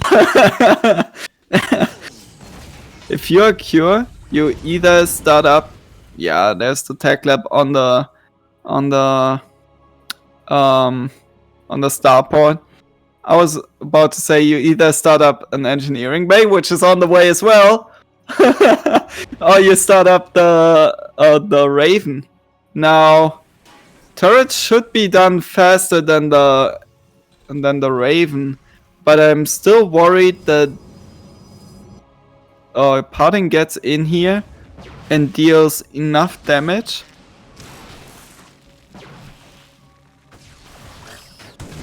Okay, he gets one. Get it! Oh, gets two. Two SCV kills on the other side by those Dark Templars. Gets another two. Up to 6 SCV kills. Think this is he's closing in on the amount that he is comfortable with. Oh, might get some extra ones. Okay. Another two. He's just coming in, kills 2 SCVs, and goes out again. I feel like if he's continuing this for the rest of the match, we'll see Cure just bleed out. Yeah, now this is, you gotta keep in mind, this is not a huge investment by Parting. He only made 2 DTs. So getting this amount of damage done with only just 2 DTs, that's pretty good, I shall say. Okay, so he's going for the charge follow-up. We saw this against... Oh no, he didn't drop it. We saw this play against Innovation earlier, where he goes for that Dark Shrine play, gets the chargelets, and then tries to play it from there. Let's see how Cure plans to defend this, because it's definitely defendable, and you can assume that the third Nexus is quite a bit later. Curious though. Parting did it on Pillars of Gold, right? Yeah. Yeah, I probably, yeah. Like he went for two DTs in the main base, got deflected, went for 1 DT in the natural. Oh yeah. I think he dealt less damage back then. Did Innovation take the map on Pillars of Gold? Yep. Because the Dark Shrine was scouted by the Widow Mine drop, so Innovation had that on lockdown. The DTs didn't really do too much, and Innovation was able to win that game in the end. But this time around, a little bit of a different story. Parting able to get a couple SCV kills, and now he's enjoying a 63-49 worker supply lead. Now I was thinking like Cure might have gone for a timing attack, especially since his Raven is almost full energy. He can use the interference matrix during the engagement, but it looks like he's kind of playing quite passive. Yeah, with charge done and Colossi on the field, I think it's a good idea to play it a little bit more passive. Just play it clean. We'll see if he will decide to go for a big attack like Innovation did on this map, because he is gearing up for one. He's getting those tanks as well. He's still producing Marines and Marauders. He's getting some Vikings though, and that's what Innovation was missing. Innovation instead decided to go for Ghosts, which can be really helpful, but I guess the Vikings just deal way better with the Colossi, but only 3 Vikings in this push. Oh my god, no, he interference matrix is a stalker! Oh no. Oh no! Okay, gets 1 interference matrix onto a Coloss, but now the matrix runs out and Cure finds himself in a rather bad position, I would say. Yeah, because he did bleed a lot of units. Yeah, and the most important part is that Parting saved all 3 Colossus, was able to instantly heal them with the battery overcharge, and so now he's got all these Colossus still able to throw all those lasers around. Blink to the side here. Oh, beautiful focus fire here by Cure, taking out those Colossus, and now, but now all the reinforcement of Parting will be able to force his back. I think, yeah, he should be able to push his back fully. I mean, still reinforcement coming across the map, but they're kind of getting sniped out one by one, little by little. And Cure, kind of I think a premature GG there. He was behind, don't get me wrong, but I don't think he was that behind where he needed to GG, but I guess he felt like it. Like he felt like he was just way too behind. He was rallying all his units across the map, and with Parting's army still being rather strong, I think Parting would have just pushed across the map and killed him, or at least killed the 3rd base, and from there on it's pretty much over. So I can understand the GG timing, but I don't know, that engagement was just really not what Cure was looking for. Alright, that means that is not gonna be a clean sweep. Parting is putting up a fight, although Cure is still leading 2-1. But always nice to have that first point on the scoreboard. And it looks like our 4th game will be on Pillars of Gold. And looks like Parting will look to tie up the series here. But of course, Cure has something to say about that. Let's see. So right now it's 2-1, right? Yep, 2-1 in favor of Cure. So we potentially still have 4 matches to go.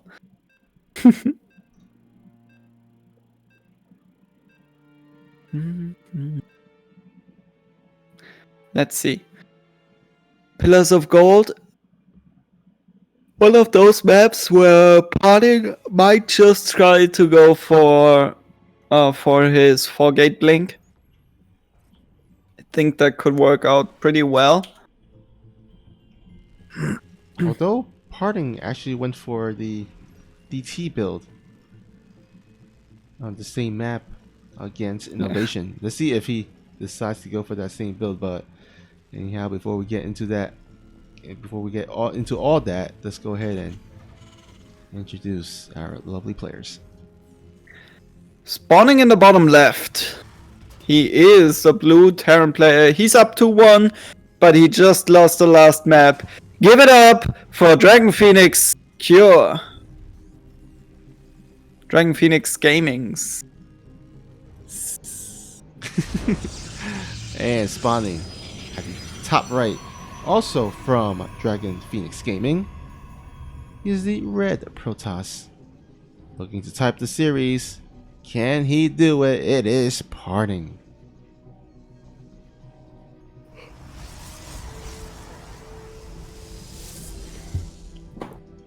Let's see what the big boy has in stock for us.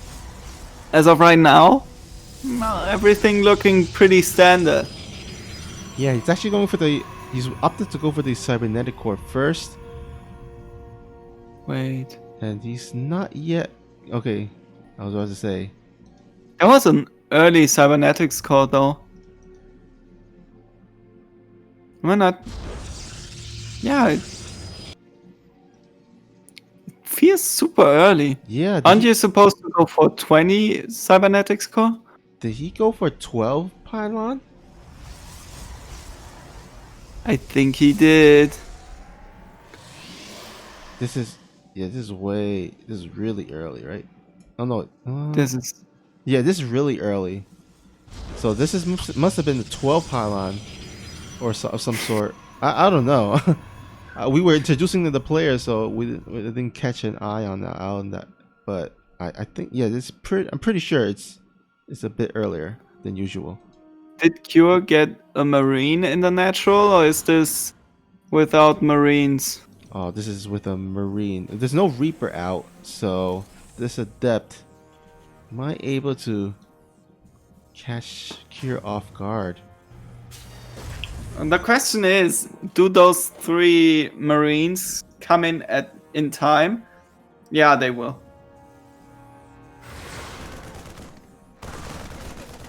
Parting still gets off the cancel not cancel, but a delay onto the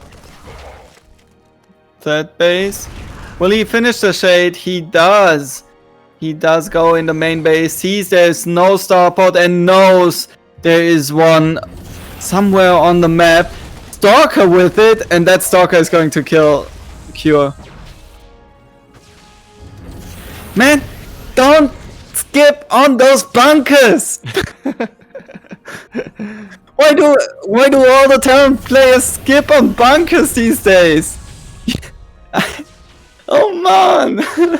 Well, I mean, to be fair, this was a pretty early build here for Parting, so everything was a bit earlier than normal. Yeah, but now Cure is dead. Oh man, yeah. Like, what are you going to do? Kill the Stalkers and the Adept with your 4 Hellions? I don't think so. Okay, Parting is taking a lot of shots by those Hellions onto his Stalkers. So maybe? Yeah, but But another Stalker shows up. Yeah, he's further denying the mining time, the economy of Cure. Even if this gets defended fully, I mean, he hasn't been mining off the natural, while Parting, on the other hand, he's been mining this whole time in his natural.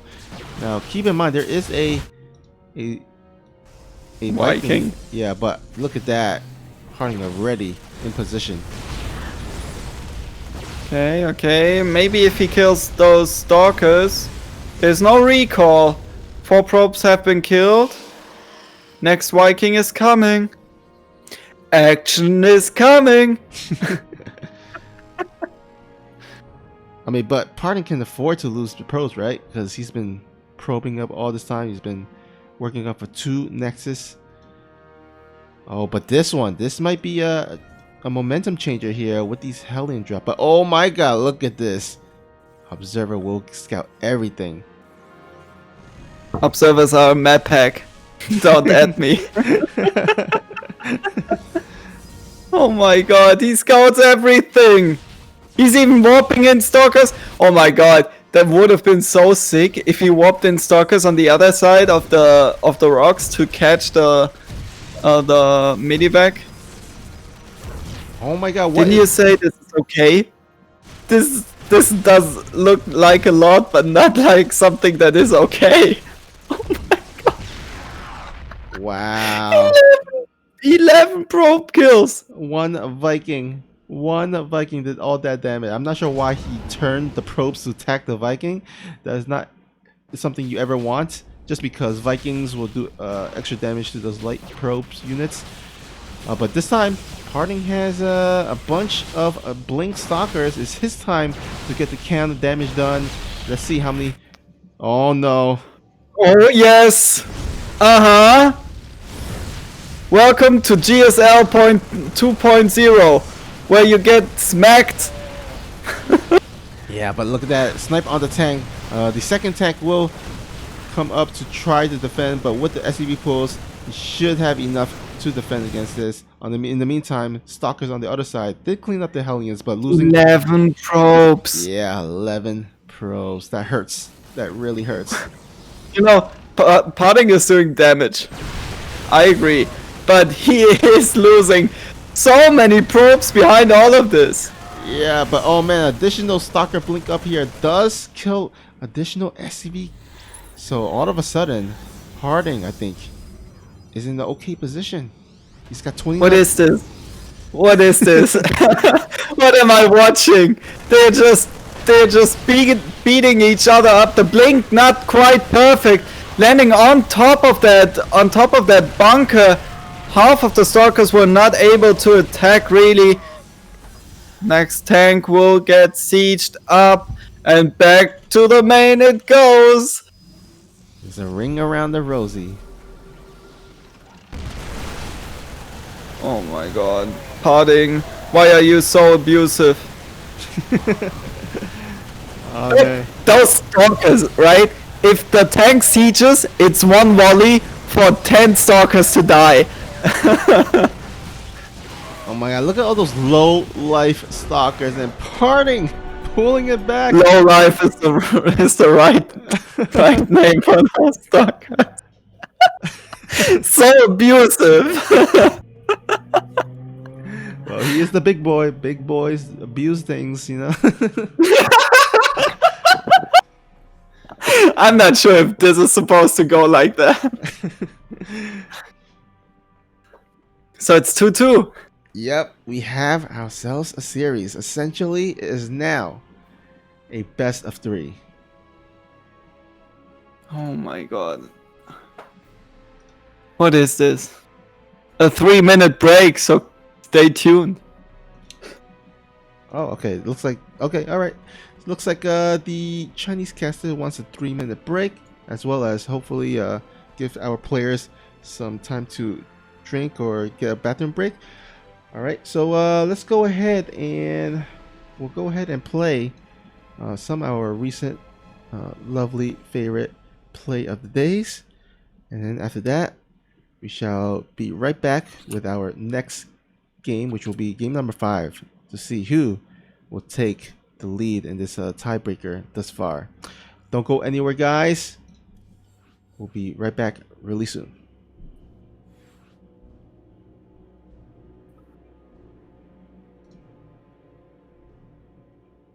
Why can I not?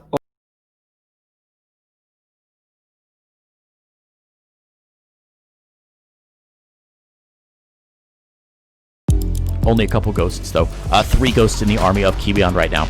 It's not enough. It's not enough.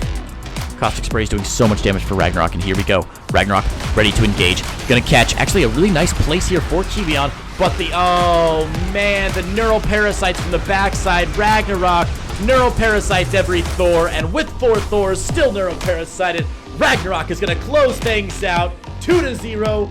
Gee, my goodness. What a game.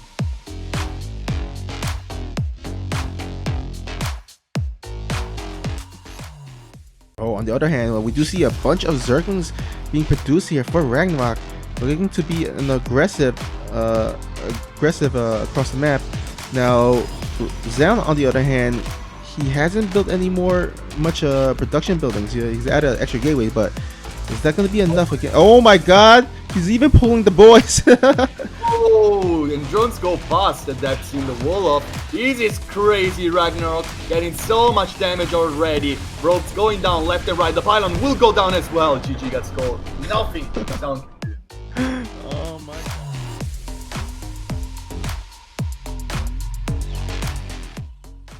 Here we go. Vipers are going to start pulling these units one by one. Now, the jumps are going to happen, so that does eliminate a little bit of the positioning here. But Solar's going to get on top of all of these Thors. The Thors start getting used as a part of the army. They're not just going to attack it themselves. They're going to go after that planetary fortress, and that planetary fortress is going to get dangerously low. It is, in fact, going to fall, and with it, that is going to be a big chunk of mining gone for Bunny. But look at Solar. He's still maxed out. He's killed 9 workers. He's stolen so many high-value targets of a Bunny. Bunny's not going to be able to remax as fast as his opponent possibly can. And at this point, this is now, I think, the killing blow. Bunny sitting all the way down at 130 supply. More of these depots are going to be taken down. And we are seeing the slow, inevitable fall of our red Terran from KaiZ Gaming.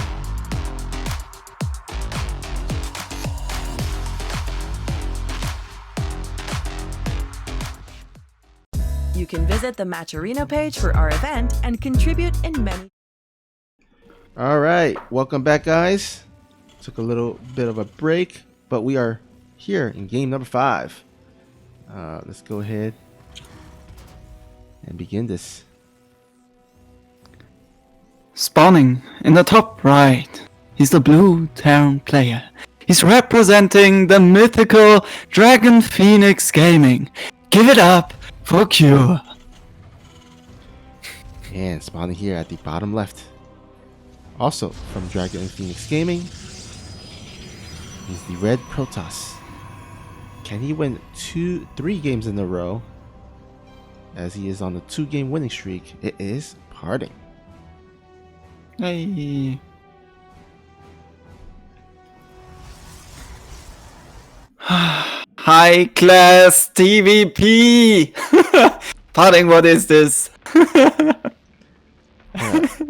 Is he gonna? Okay, never No, mind. he's just scouting, right? Yeah, he just got him. But he did come from a weird angle that might give Kira a bit of stress to see if there's some proxy out there. I would have loved to see him go for a proxy gate and have a gate at home as well, just to mix it up a little.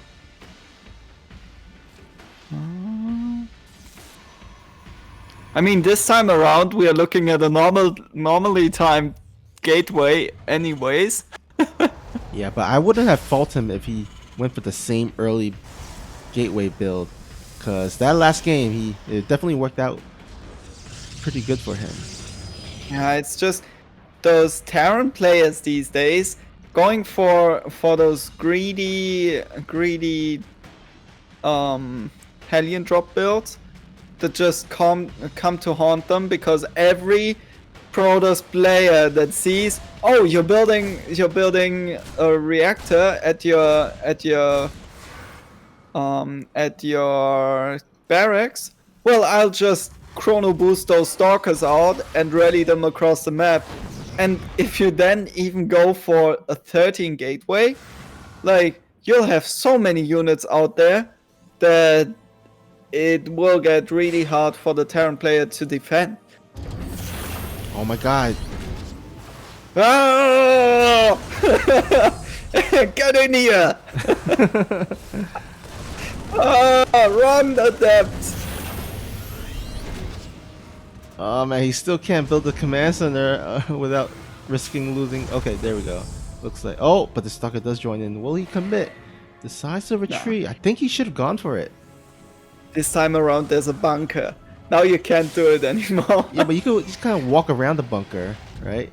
Actually, you might be right. Maybe the I'm not sure if the range, like two marines still deal a lot of damage. Oh my god, potting! This is not a PvZ. Stop it! Oh wow! Can you get another one? Yes, Oh he gets my another God. one. 4. My boy parting is doing it.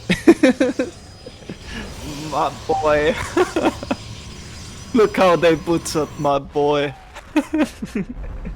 What have they done to my boy? Oh my god. Okay, potting 3 gate. Is it? He only has 3 gates, right? Yeah, only 3 gate this time around. So not 4 gate.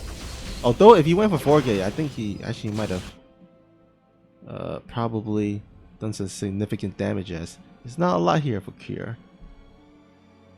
Wait a second. Did Cure skip the factory? Oh, he did. Oh, he did. Oh wow. Oh, that attack going across the map, that could actually deal a lot of damage. Because potting has nothing at home. Yeah, not even a shield battery in the front. Oh my god, please do it. Do it. Cure, go in there. Okay, potting sees this. Okay. There is no factory, and now he's getting worried. Oh, come on, man. Okay, so something significant happened there. He went with the observer, scouted that there's little units, so he immediately thought that, okay, his army is across the map. He needs to pull back the warp prism, and now you will be able to scout this ahead of time and immediately throwing down the shield battery. Like he saw. Oh my god. Stim is pretty good, but having concussive shells would have been even better. Nice sandwich here by Cure. Gets a bunch of those stalkers. He's pulling the boys. What is happening? Okay, this Coloss cannot get out. This disruptor cannot get out of here. Kill it. Kill it. As long as you can. Okay, denies the disruptor. Oh Important. man, this is it. Harding needs to micro his heart out, and I think with the rest of the SCVs gone, with the additional warpins, I feel like Harding just might barely. Oh my god, he's doing it! Ah! He has held. Harding has held. GG is called by Cure. Oh my god, what are you guys doing to us? Oh man. Parting. He might actually pull off the I guess the reverse kill. Oh, I hope not. You know what? I want to see my boy Cure winning this one. I wouldn't mind if Kira wins this next game and push it to a 7th game. That would be pretty sweet too. Let's see if he can do it. It's which map will we on? So we were on Everdream. Now we are going to Submarine. We all live in the yellow submarine. Yellow submarine. Is there the color option of yellow? Can you choose yellow as your color in StarCraft? I believe you yeah, happen you to should know be able that? to. That'll definitely match with the I think the players. Yes! Wait, can the players do it? You only? can. You can. Your color, yellow. Amazing. Wait, even though you're a spectator? Like, I can switch it for the people I'm spectating. Ah, okay. Oh, for So sure. you could make parting yellow or Cure yellow, whoever you want to live in the yellow submarine.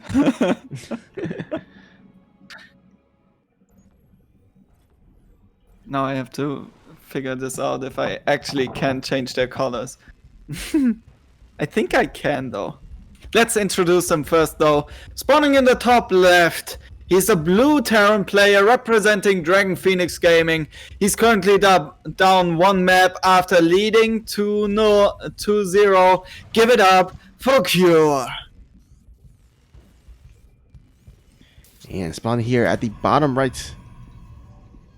He's the red Protoss, 1 game away from clinching the series and winning the finals. Can he do it? He is from Dragon Phoenix Gaming. It is Parting. Parting, you cheeky little boy! Once again! Okay. I see you, Parting. I see you. Okay. Now, Parting is doing it again, where he pretends his probe is normally scouting.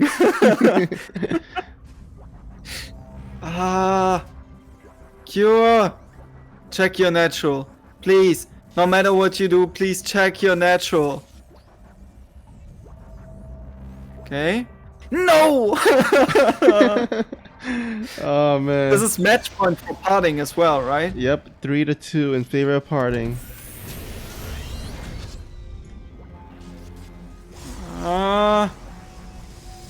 Scout it! No! Yeah, this time he's not even close. No! This is the worst thing that could happen to Cure. I guess it could have been worse if he went for a reactor immediately. Actually, come to think of it, might have been okay. Okay, he's getting a Marine afterwards. He knows. Maybe he knows because of the Zealot in his base. Oh man, imagine he just threw down a shield battery there. Come on, stop being disgusting.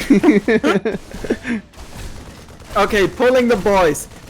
He officially pulled the boys. He's losing 1 SCV so far. Kills a Zealot. This is fine. As long as he's not losing too many SCVs. That was a ranged attack by that Zealot. I saw it. Oh man, look at this. Oh my god, he's trying his best to block the... Come on, Reaper. You can do it. I believe in you. One more shot. Yes! Okay. Another Stalker is coming. I can't imagine he will finish this, right? He can't. He will. He can't. He will. He got canceled. Watch him. Oh my god. Oh my god. Oh, wait. If he had attacked with those SCVs, he would have killed the Stalker. Right? Yeah. I How think much so. damage do SCV do? Maybe 4? he was in 10. Oh, actually, no, he was at 16 life. Maybe 2 SCV hits or something, or 3. He gets that easy peasy with those 4 SCVs surrounding the easy peasy. Kills the Stalker, is in a great position. And you know what? Considering that Kira did not scout this early on, I think he did a okay job. You know what I want to see now, or what I would have loved to see as a answer to this. Do you remember the weird Hellion Marauder build? Oh yeah. TY did against stats? Uh-huh. That thing. That thing would have been so disgusting as a follow-up. Oh my god. Parting would have just tilted straight out of this game. But as it is, Cure is coming across the map with a 7 Marine and 3 Hellion timing. This could actually work some wonders because there is only 1 Stalker in the natural, second one at the top of the ramp. Okay, don't lose that. No! Oh! Oh no! The Hellions get through though, but there are a shield battery here to help defend against this. Shield battery, Schmiert battery. Come on, Cure, you can do this. He threw away a lot of units, not gonna lie. But Yeah. he saw the tech choice for parting, and parting is not producing anything right now. Okay, probes now.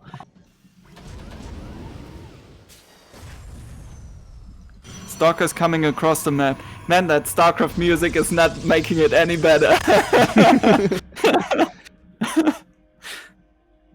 Oh, come on, Cure. So Cure needs to hold right now. With a little bit of repairing at the bunker, he's completely safe.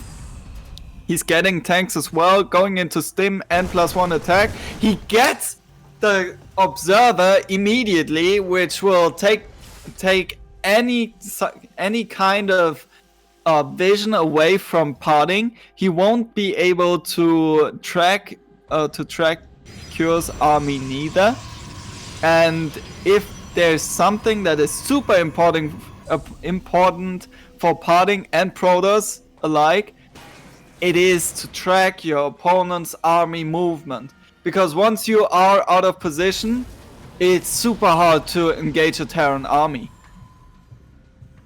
Especially with those tanks. Oh, don't lose that Raven. You hear me? Yeah, that Raven is going to be really important to interfere and matrix the Colossus. Okay, Parting going for that stats move out. Ah, kill it! Yes!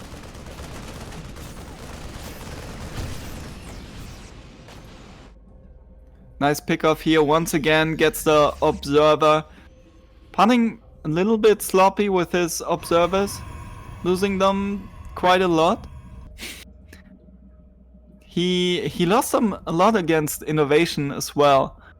Every time there's a Raven on the field, he just instantly loses his observers. Yeah, I think that's one of the reasons why. Ah, will he get the Colossus? No, okay. He has enough energy to do 1 interference matrix. Maybe 2? Yeah, 2 by now. By now it's 2. So there are only 2 Colossi. If he's not hitting Stalkers with those interference matrices like he did in the previous game on Ice and Chrome, then I can see him crush this army of Parting pretty easily. But the third Colossus joins up with Parting's forces. Oh, he's waiting for charge. I'm wondering if he is actually gonna commit to it. I think there's Oh no, not now. Cure, don't engage him now. Don't engage him now when charge is about to finish. Oh wow, I think he's gonna force a recall. Yep. How much? Everything? Cure must have been like, okay, there's a recall coming in, but how much did he bring? Scans. He scans. Oh god. This is actually not amazing. Scans the location where the army of Parting was supposed to be at. Sees nothing left. I guess you recalled everything. But that gives Cure a lot of room to maneuver his own army. He doesn't have as much pressure on his side of the map, and with those drops, he's just putting on the pressure. Yeah, especially since there's no blink here out for Parting, so these drops are actually pretty effective. But Parting finally cleans it up. Do we really need the battery overcharge? I think this is one of the reasons why Protoss has really loved the addition of the battery, the shield battery overcharge. This makes it really much easier to defend against those drops. But 4 Colossus out on the field, but there are quite a number of tanks, 6 tanks in that army there. And there is a nice siege position where Cure is moving in. He should be sieging his tanks. Okay, tanks are sieged. Now it's all about protecting those tanks. Oh my god. This is so close, but I think this might just be enough for Parting to hold. The tanks are unprotected. Oh, but the My disruptors has joined into the fight. And oh man. Reinforcements coming in! Do it, Cure, do it! I don't think he can continue pushing into this 4th base location, even with the tank in his army. This is going to be super tough to engage into. Parting smelling that there's something cooking in Cure's kitchen. He expects him to rotate in a different position and sends a stalker to spot, rotates himself, and this area is a lot more open for Cure to engage the Protoss army. The tanks will secure the bio forces at least to a certain degree. Parting is pushing onto this, and Cure is holding against this. The 4th base is about to fall. The split out of Cure here was brilliant. But now Parting is coming in from a different angle to engage this this contain out of Cure. Or is he? Oh, you can't fight this. Oh no, split! Split, my boy, split it like Beckham. Yeah, I don't think Parting can charge in there, especially with that concave that Cure has set up.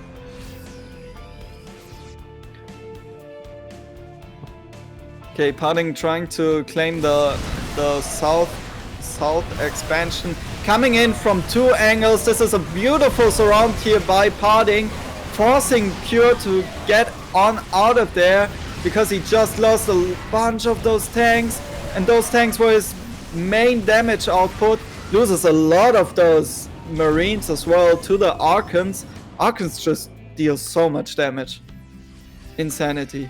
Yeah, and Parting with some really nice micro there during that engagement has kind of brought it back. Although, I mean, Cure still, I think, has a little bit of an edge. But you know what? Parting, he's making his 4th base. Cure has yet to establish his 4th. So he might.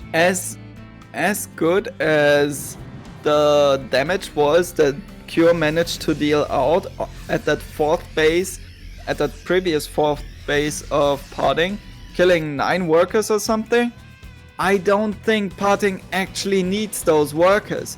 As long as he's on 3 bases, or soon to be 4, you don't actually need that many workers, and with 60 workers he's pretty much fine. Like, how many do you need for 3 bases? 66 workers to saturate 3 bases. Then with 62 workers you're pretty much fine. As long as you keep your high value units alive, like those disruptors, perfectly fine. He's going into Storm now, so might try to capitalize on that higher gas income that he's going to have with the lower probe count. Storm, I'm not sure if Storm is actually going to do too much. Yeah, I mean, especially Dream, since Ghost is out on the field, right? It's yeah. Like, Dream is already transitioning into Ghost. I guess it's an additional thing to defend your bases. Once again, one of those observers just gets smacked by a missile turret. Big engagement here. The splits have to be good. Splits are decent. Nice EMPs showering the whole army of Parting. Parting needs to be careful though. All of his units are super low.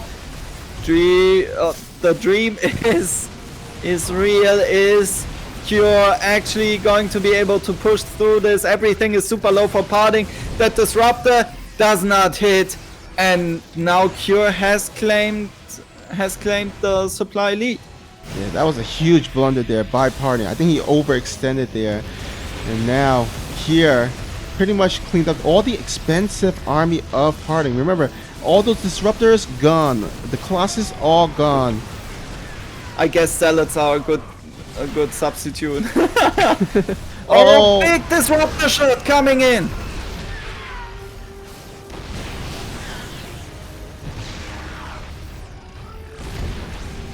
Oh, nice. Gets the disruptor with the tank.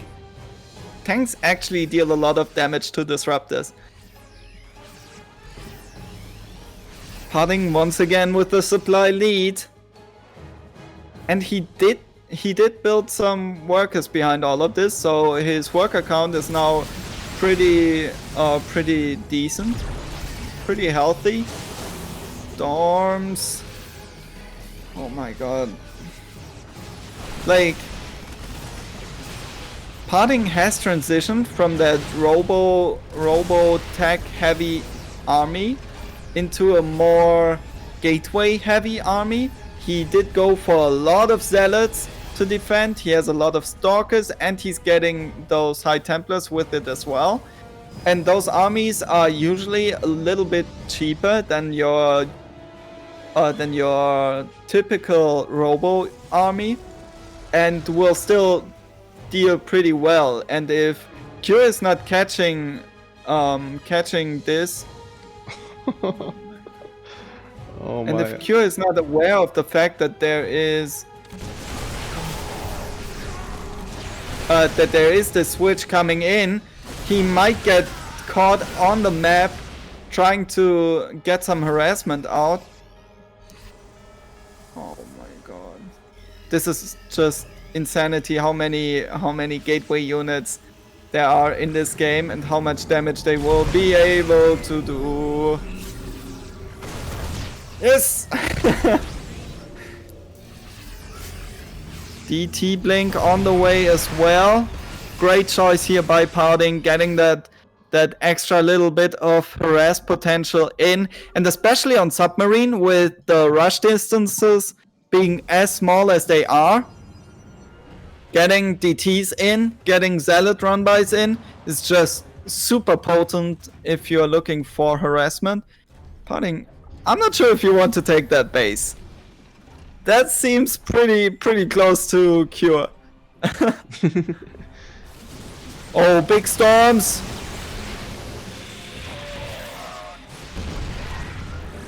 Oh! My Terran heart is bleeding. I think, yeah, probably was focusing on the attack on the top side, the 12 o'clock position, and this party just taking advantage of the distraction, getting some nice disruptor hits, but he still needs a bit more here to break I think he this. just hit like another 10 units with the disruptor ball at that fourth base, and now he's coming in at both locations. Here he has. Oh my god, those Dark Templars cannot get too close to your army, otherwise they will wipe it out. Nice fight though for Cure after all. Managing to deflect both of those attacks. And now Parting needs to look after his economy a little bit. Because if he continues trading like this, I'm not sure if his bank will hold up. Man, yeah, Parting pretty much has the entire half of his side, right? Even taking one of Kier's bases on his side, so Kier definitely doesn't want to let Parting just take all the bases for himself, because I'm sure that as the game goes on, if everything is mined out, then Parting will have the upper hand if he's able to find more of the resources. Although the way he's using the gateway units is kind of like, you know, you have a lot more quantity versus the quality of the fight and the engagement. So he's just trying to throw as much as he can, try to break here, and I think this attack will finally break the side. Quality for Cure though. There's so, oh my god, he managed to save this planetary. They were supposed to be dead twice already. Pretty sure it was supposed to be dead twice. Oh my god.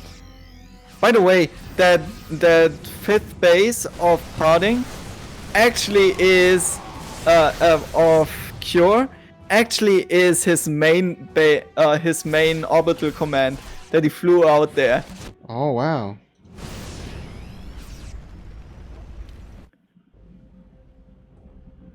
Okay, so this is becoming a war of nutrition now.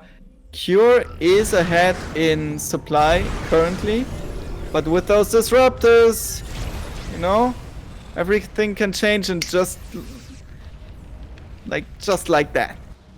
Just like that, everything changed when the Fire Nation attacked. I mean, when you have disruptors out in the field, anything can happen. Oh, nice EMPs catching all of those Dark Templars, so the defense at this base will be broken, but Parting is already looking to come in here. Oh my god. Cure! He tried to split, but it's just not... Oh no! No matter what, Cure keeps on pushing. He's taking the 4th base out of Parting. Parting needs to move back. He's coming back with his whole army. The whole disruptor count is coming back. But is it too late already? Because Cure is moving back onto his side of the map.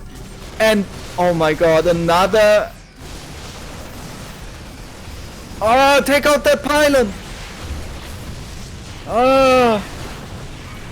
Parting is moving into the 3rd base location. He has a lot of disruptors which will make engaging really hard, but those EMPs were great. The splits were even better. Oh! No. Oh my goodness. Oh my god! Oh my god!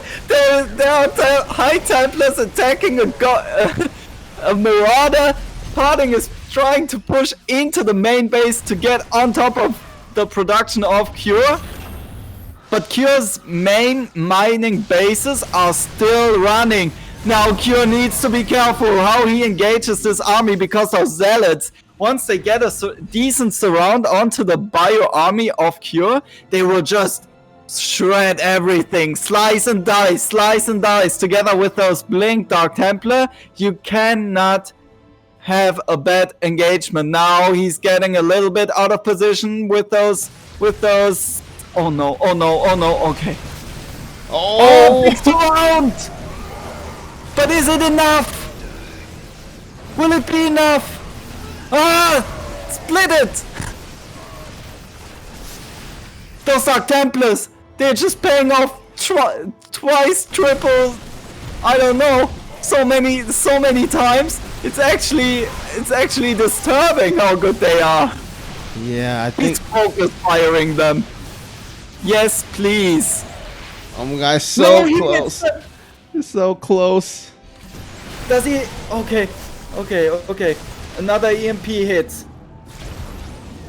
Oh my god, we are back to 81 to 90 supply. Yeah, but look What at a Cure's game. army supply. It's like more than half. Cure wins. We're going to a game 7. Oh my goodness.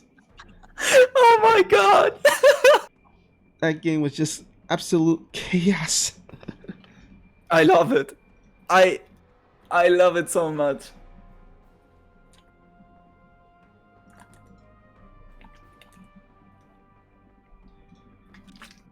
And let's see, what is the last map we have yet to play on? Is it Golden Wall? No, we Did played. We played Golden Wall in the first game. Did we? Ah, right. Okay. Death Aura? Might be. Yeah, I think it's Death Aura. Yeah, should be. We had Eternal Empire. It was the match with the nukes. Man, those two are just bringing the best StarCraft I've seen today. Like, holy moly. Those matches are just back and forth action all the time. Can't wait for this one. Yeah, and you know the funny thing is, I actually was kind of predicting, or not predicting, but I was imagining this this type of kind of style of games where, because Parting is a pretty aggressive type of player, and Kiri also can be pretty aggressive. So as you can see, just back and forth, slice and dice, punch and punch, jab and jab. Putting is like, man, making money is really exhausting. Yeah, because the money prize on the line at least is the second place goes home with $40 base prize, excluding like the Matcherino donation contributions. But first place goes home 3 times as much with a $120. So both these players definitely vying to go home with $120. Putting, the last thing Putting writes is, please give me $200. Okay, let's see. Cure said he wanted to make this quick before the first match because he was tired and he didn't eat any dinner yet. But spawning in the top left is a player who just brought it back to 3-3 in this best of 7. Give it up for Dragon Phoenix Gaming, Cure. Still has the happy face. Oh man. After this last game. Here, spawning at the bottom right is the red Protoss player. From Dragon Phoenix Gaming, it is Parting.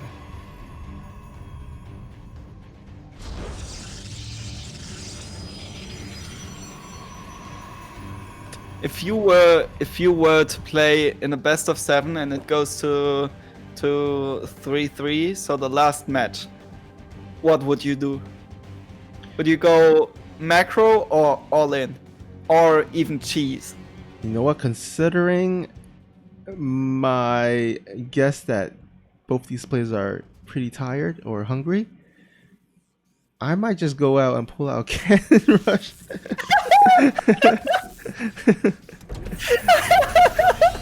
I mean, this map is like best for cannon rushes, right?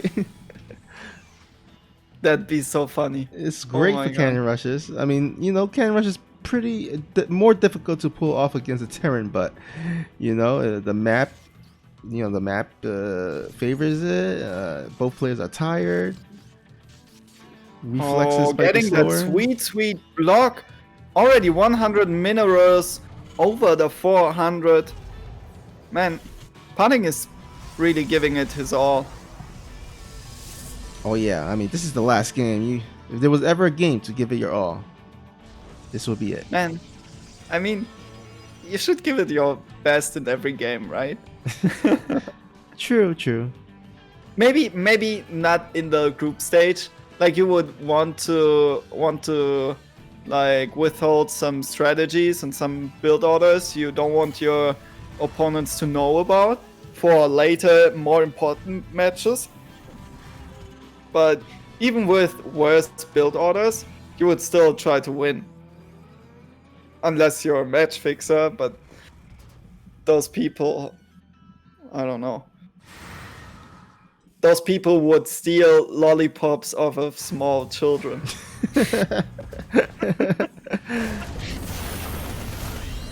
Okay, Parting. I see you. There's a Twilight Council coming. What's it gonna be? Dark Templar? Or, you know what? I would love to see that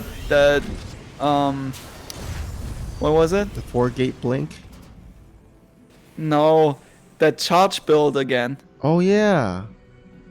So if you guys didn't watch, we had the first series between Parting and Innovation, and the first game, during the first game, he pulled off this interesting charge lot build. Unfortunately, it was supply blocked, so wasn't able to kind of effectively execute it. But in the end, he still ended up winning. So I wouldn't mind if he pulled out the same build. Oh, nice! Just barely got the block there. But it is Dark Templars. And he really likes his Dark Templars. I'm kind of getting the vibes out of those Korean Protosses that are Dark Templars are pretty good right now. Let's play it in every matchup. Yeah, I'm not quite. Even like you see them everywhere. Zest is literally using them as his main damage tool in the army. He's skipping out on any kind of splash just to have Dark Templars blink in to the Terran army. Which is pretty close to splash damage, come to think of it. You just one-shot Marines? Oh, nice pick off here. Oh, he goes in. Yes! Dude, come on. Ah! Okay.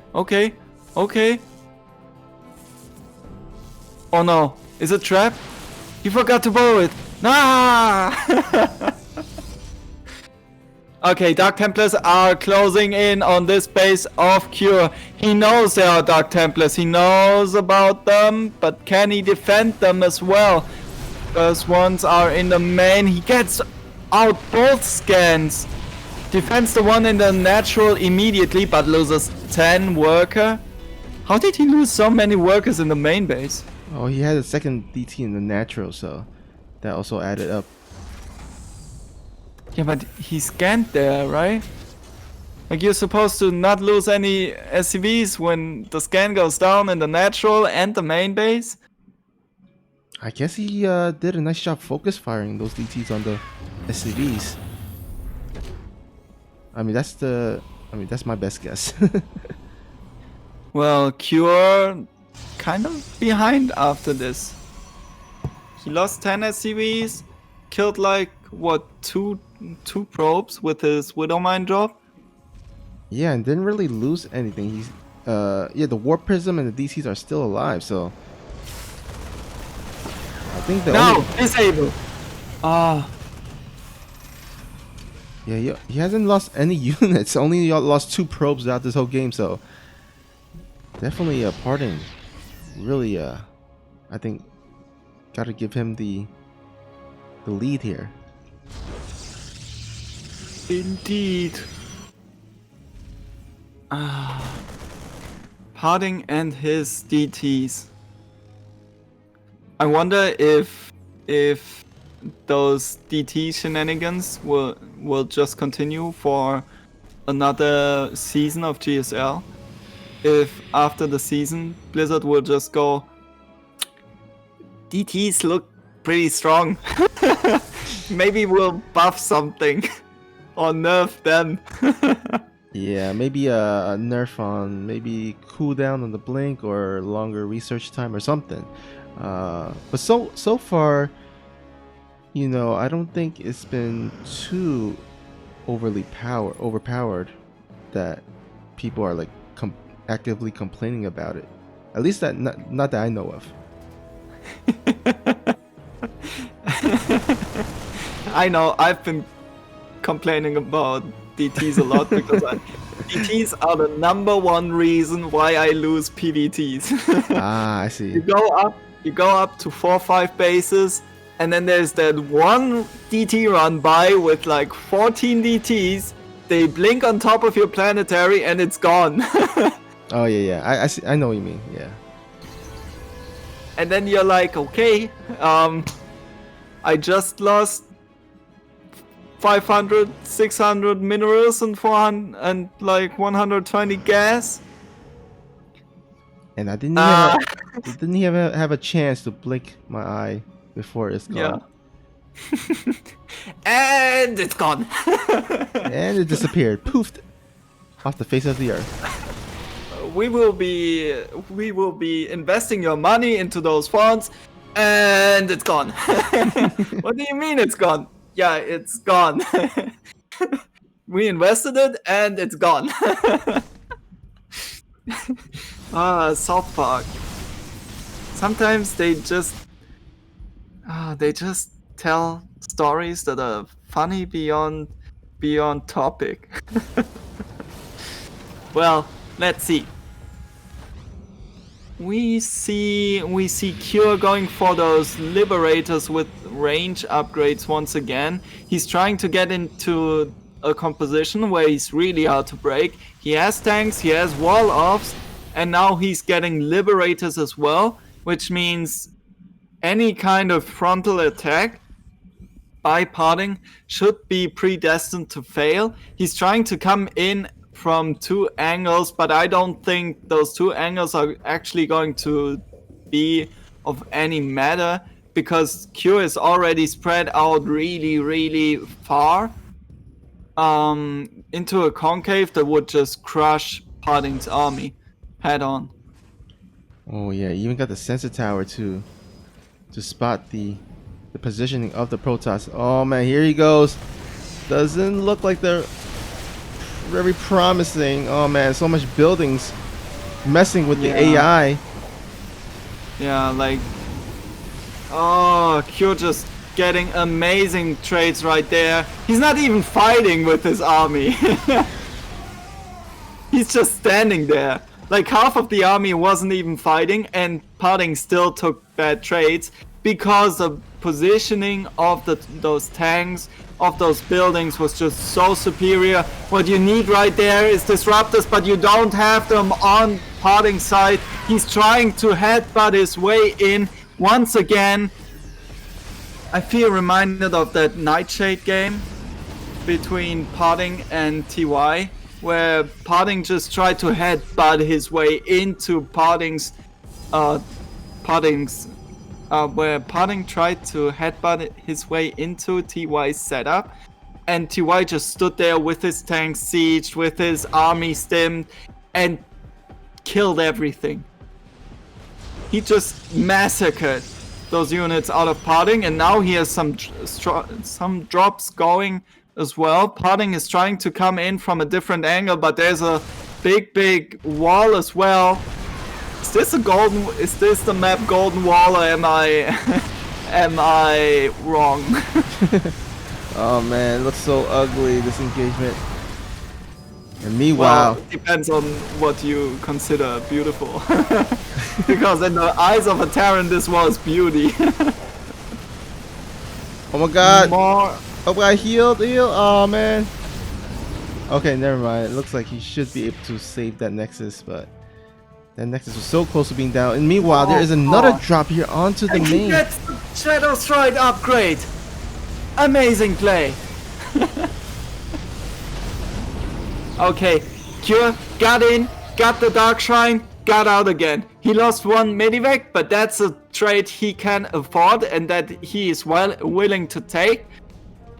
Now, he did cancel the 5th base of Parting as well, forced a recall, so now he can take his 4th base pretty confidently and try to set it up. He needs some buildings to block movement, he needs some vision there as well. I would love to see another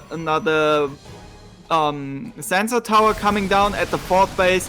He's getting that one as well. He has his army positioned already. He's still going for some harassment, trying to pick off the vision that Parting is trying to build up. And Dark Shrine is being built once again. Seems to be a pretty good building. Well, it's pretty at least. You know, sometimes people just build it just for the aesthetics of it. Looks beautiful. Looks like a monument of some sort. You know, there's fashion souls. There needs to be fashion craft as well. Oh yeah. I just want to see bases that are beautiful with like nice symmetrical. Oh my god, those Liberators. Don't lose them. So many Liberators though. I don't think Parting can engage into this, and slowly but surely Cure will leapfrog his way into the 5th base location. Oh, did man. he see the base building up there? Oh, Parting is going for the wraparound. He's trying to catch Cure with his pants down. And Cure is smartly pulling his Liberators back, because those Liberators might help him a lot in defending all of this. But all of those Disruptors Oh my god, Q, you need to be extremely careful with engaging this. Loses a lot of... Oh, whoa. Those Liberators will secure the main base, but with the recall... Oh, picks up, runs away. Okay, you lost 32 workers. What's your next move? Maybe clear the natural? Okay. Yeah, he's gotta have to clear out the natural. Fourth base seems to be secured now that the Liberators have siege up. But yeah, 44 workers. I think Parting should be happy with that. Q's army is looking pretty scary though. But he cannot move. Oh no, oh no, oh no, oh no, oh no. Oh! That's the thing. That's the danger of having blink there stalkers. It is. There it is. Look, watch him. They don't have blink, right? Yeah, they don't have blink. Oh my god, these poor souls. These poor. Oh wait, no, they do have blink. They have. Why didn't he blink on top? Yeah, I think he was just distracted. Oh, aggressive blink beneath those Liberators. A bunch of additional Liberators coming in though, and the EMPs had great connections. Oh, losing a lot of those Stalkers though is Parting. Don't lose that. That's exactly what happens to me. Just if there's double the amount of Dark Templars, that base is down in three swipes. Sometimes in one snipe. Okay, Parting trying to find that one location where Q is not ready for the engagement. Looks like he didn't find it quite yet. Liberators trying to siege and trying to protect the bio army as good as they can. Taking out the oh no, they were not sieged. Now Parting gets on top of the ramp. Oh, get out of there. There's so many Liberators. Oh my god! Like the amount of micro Cure has to do right there, because he needs to siege all of his Liberators and split his bio army against the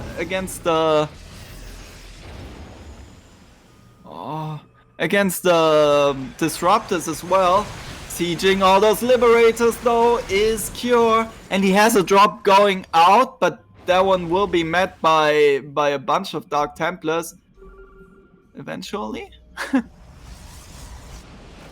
Cure once again a little bit out of position. He needs to be careful that Dark Templars get on top of his drop. Drop defended.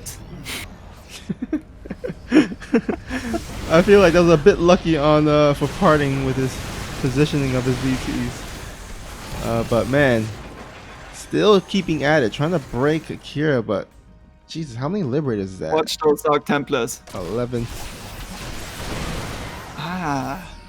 Cure, you're faster than Iron. How can that be? Cure anticipating the run by, moves his army accordingly, but now his Liberators are out of position. He needs to siege them, and he needs to siege them fast. His bio army is clumped up a bunch, but only 2 disruptors in this Protoss army. Don't miss to unsiege those Liberators, Cure. Okay. You see him? No, he doesn't see him! He didn't see him! A complete army wiped by a bunch of Dark Templars. The ninjas, those DT ninjas. Ah man, I think Parting is like slowly picking Cure apart. And all of a sudden, in the blink of an eye, he's enjoying a 50 supply lead. Yeah, but those Liberator zones, you still don't want to engage. Oh, even more Dark Templars. GG is called because Dark Templars just wrecked all of those bio units, and from there on out, Cure just didn't have any army to compete with Parting anymore. Whew. Parting takes the final. Yeah, congrats to Parting. A well-deserved win there. A well-deserved victory. But man, Kira putting up such a great fight. But in the end of the day, the DTs prevail for Parting. Oh man. All right. That was quite the series. Hope you guys enjoyed it as much as we did. And that pretty much wraps it up. Remember, guys, there is a Matcherino. If you haven't done so yet, just head on over there. It's really quick. Sign in with your Google, your Blizzard, your Twitch, whatever accounts that you have. Enter the coupon code AXCOM147 to contribute 50 cents for free to the overall prize pool. All right, before we wrap this whole thing up, Black One, do you have any last words for our viewers? Thank you for watching. I hope you enjoyed those matches as much as we did. Go ahead to Matcherino, check out that coupon code. Helps those players. And see you guys next time when we let amazing players fight against each other for a little bit of money. Yep, that is right. All right, guys, until next time, stay safe and have a great, wonderful rest of your day. All right, bye-bye. Bye-bye.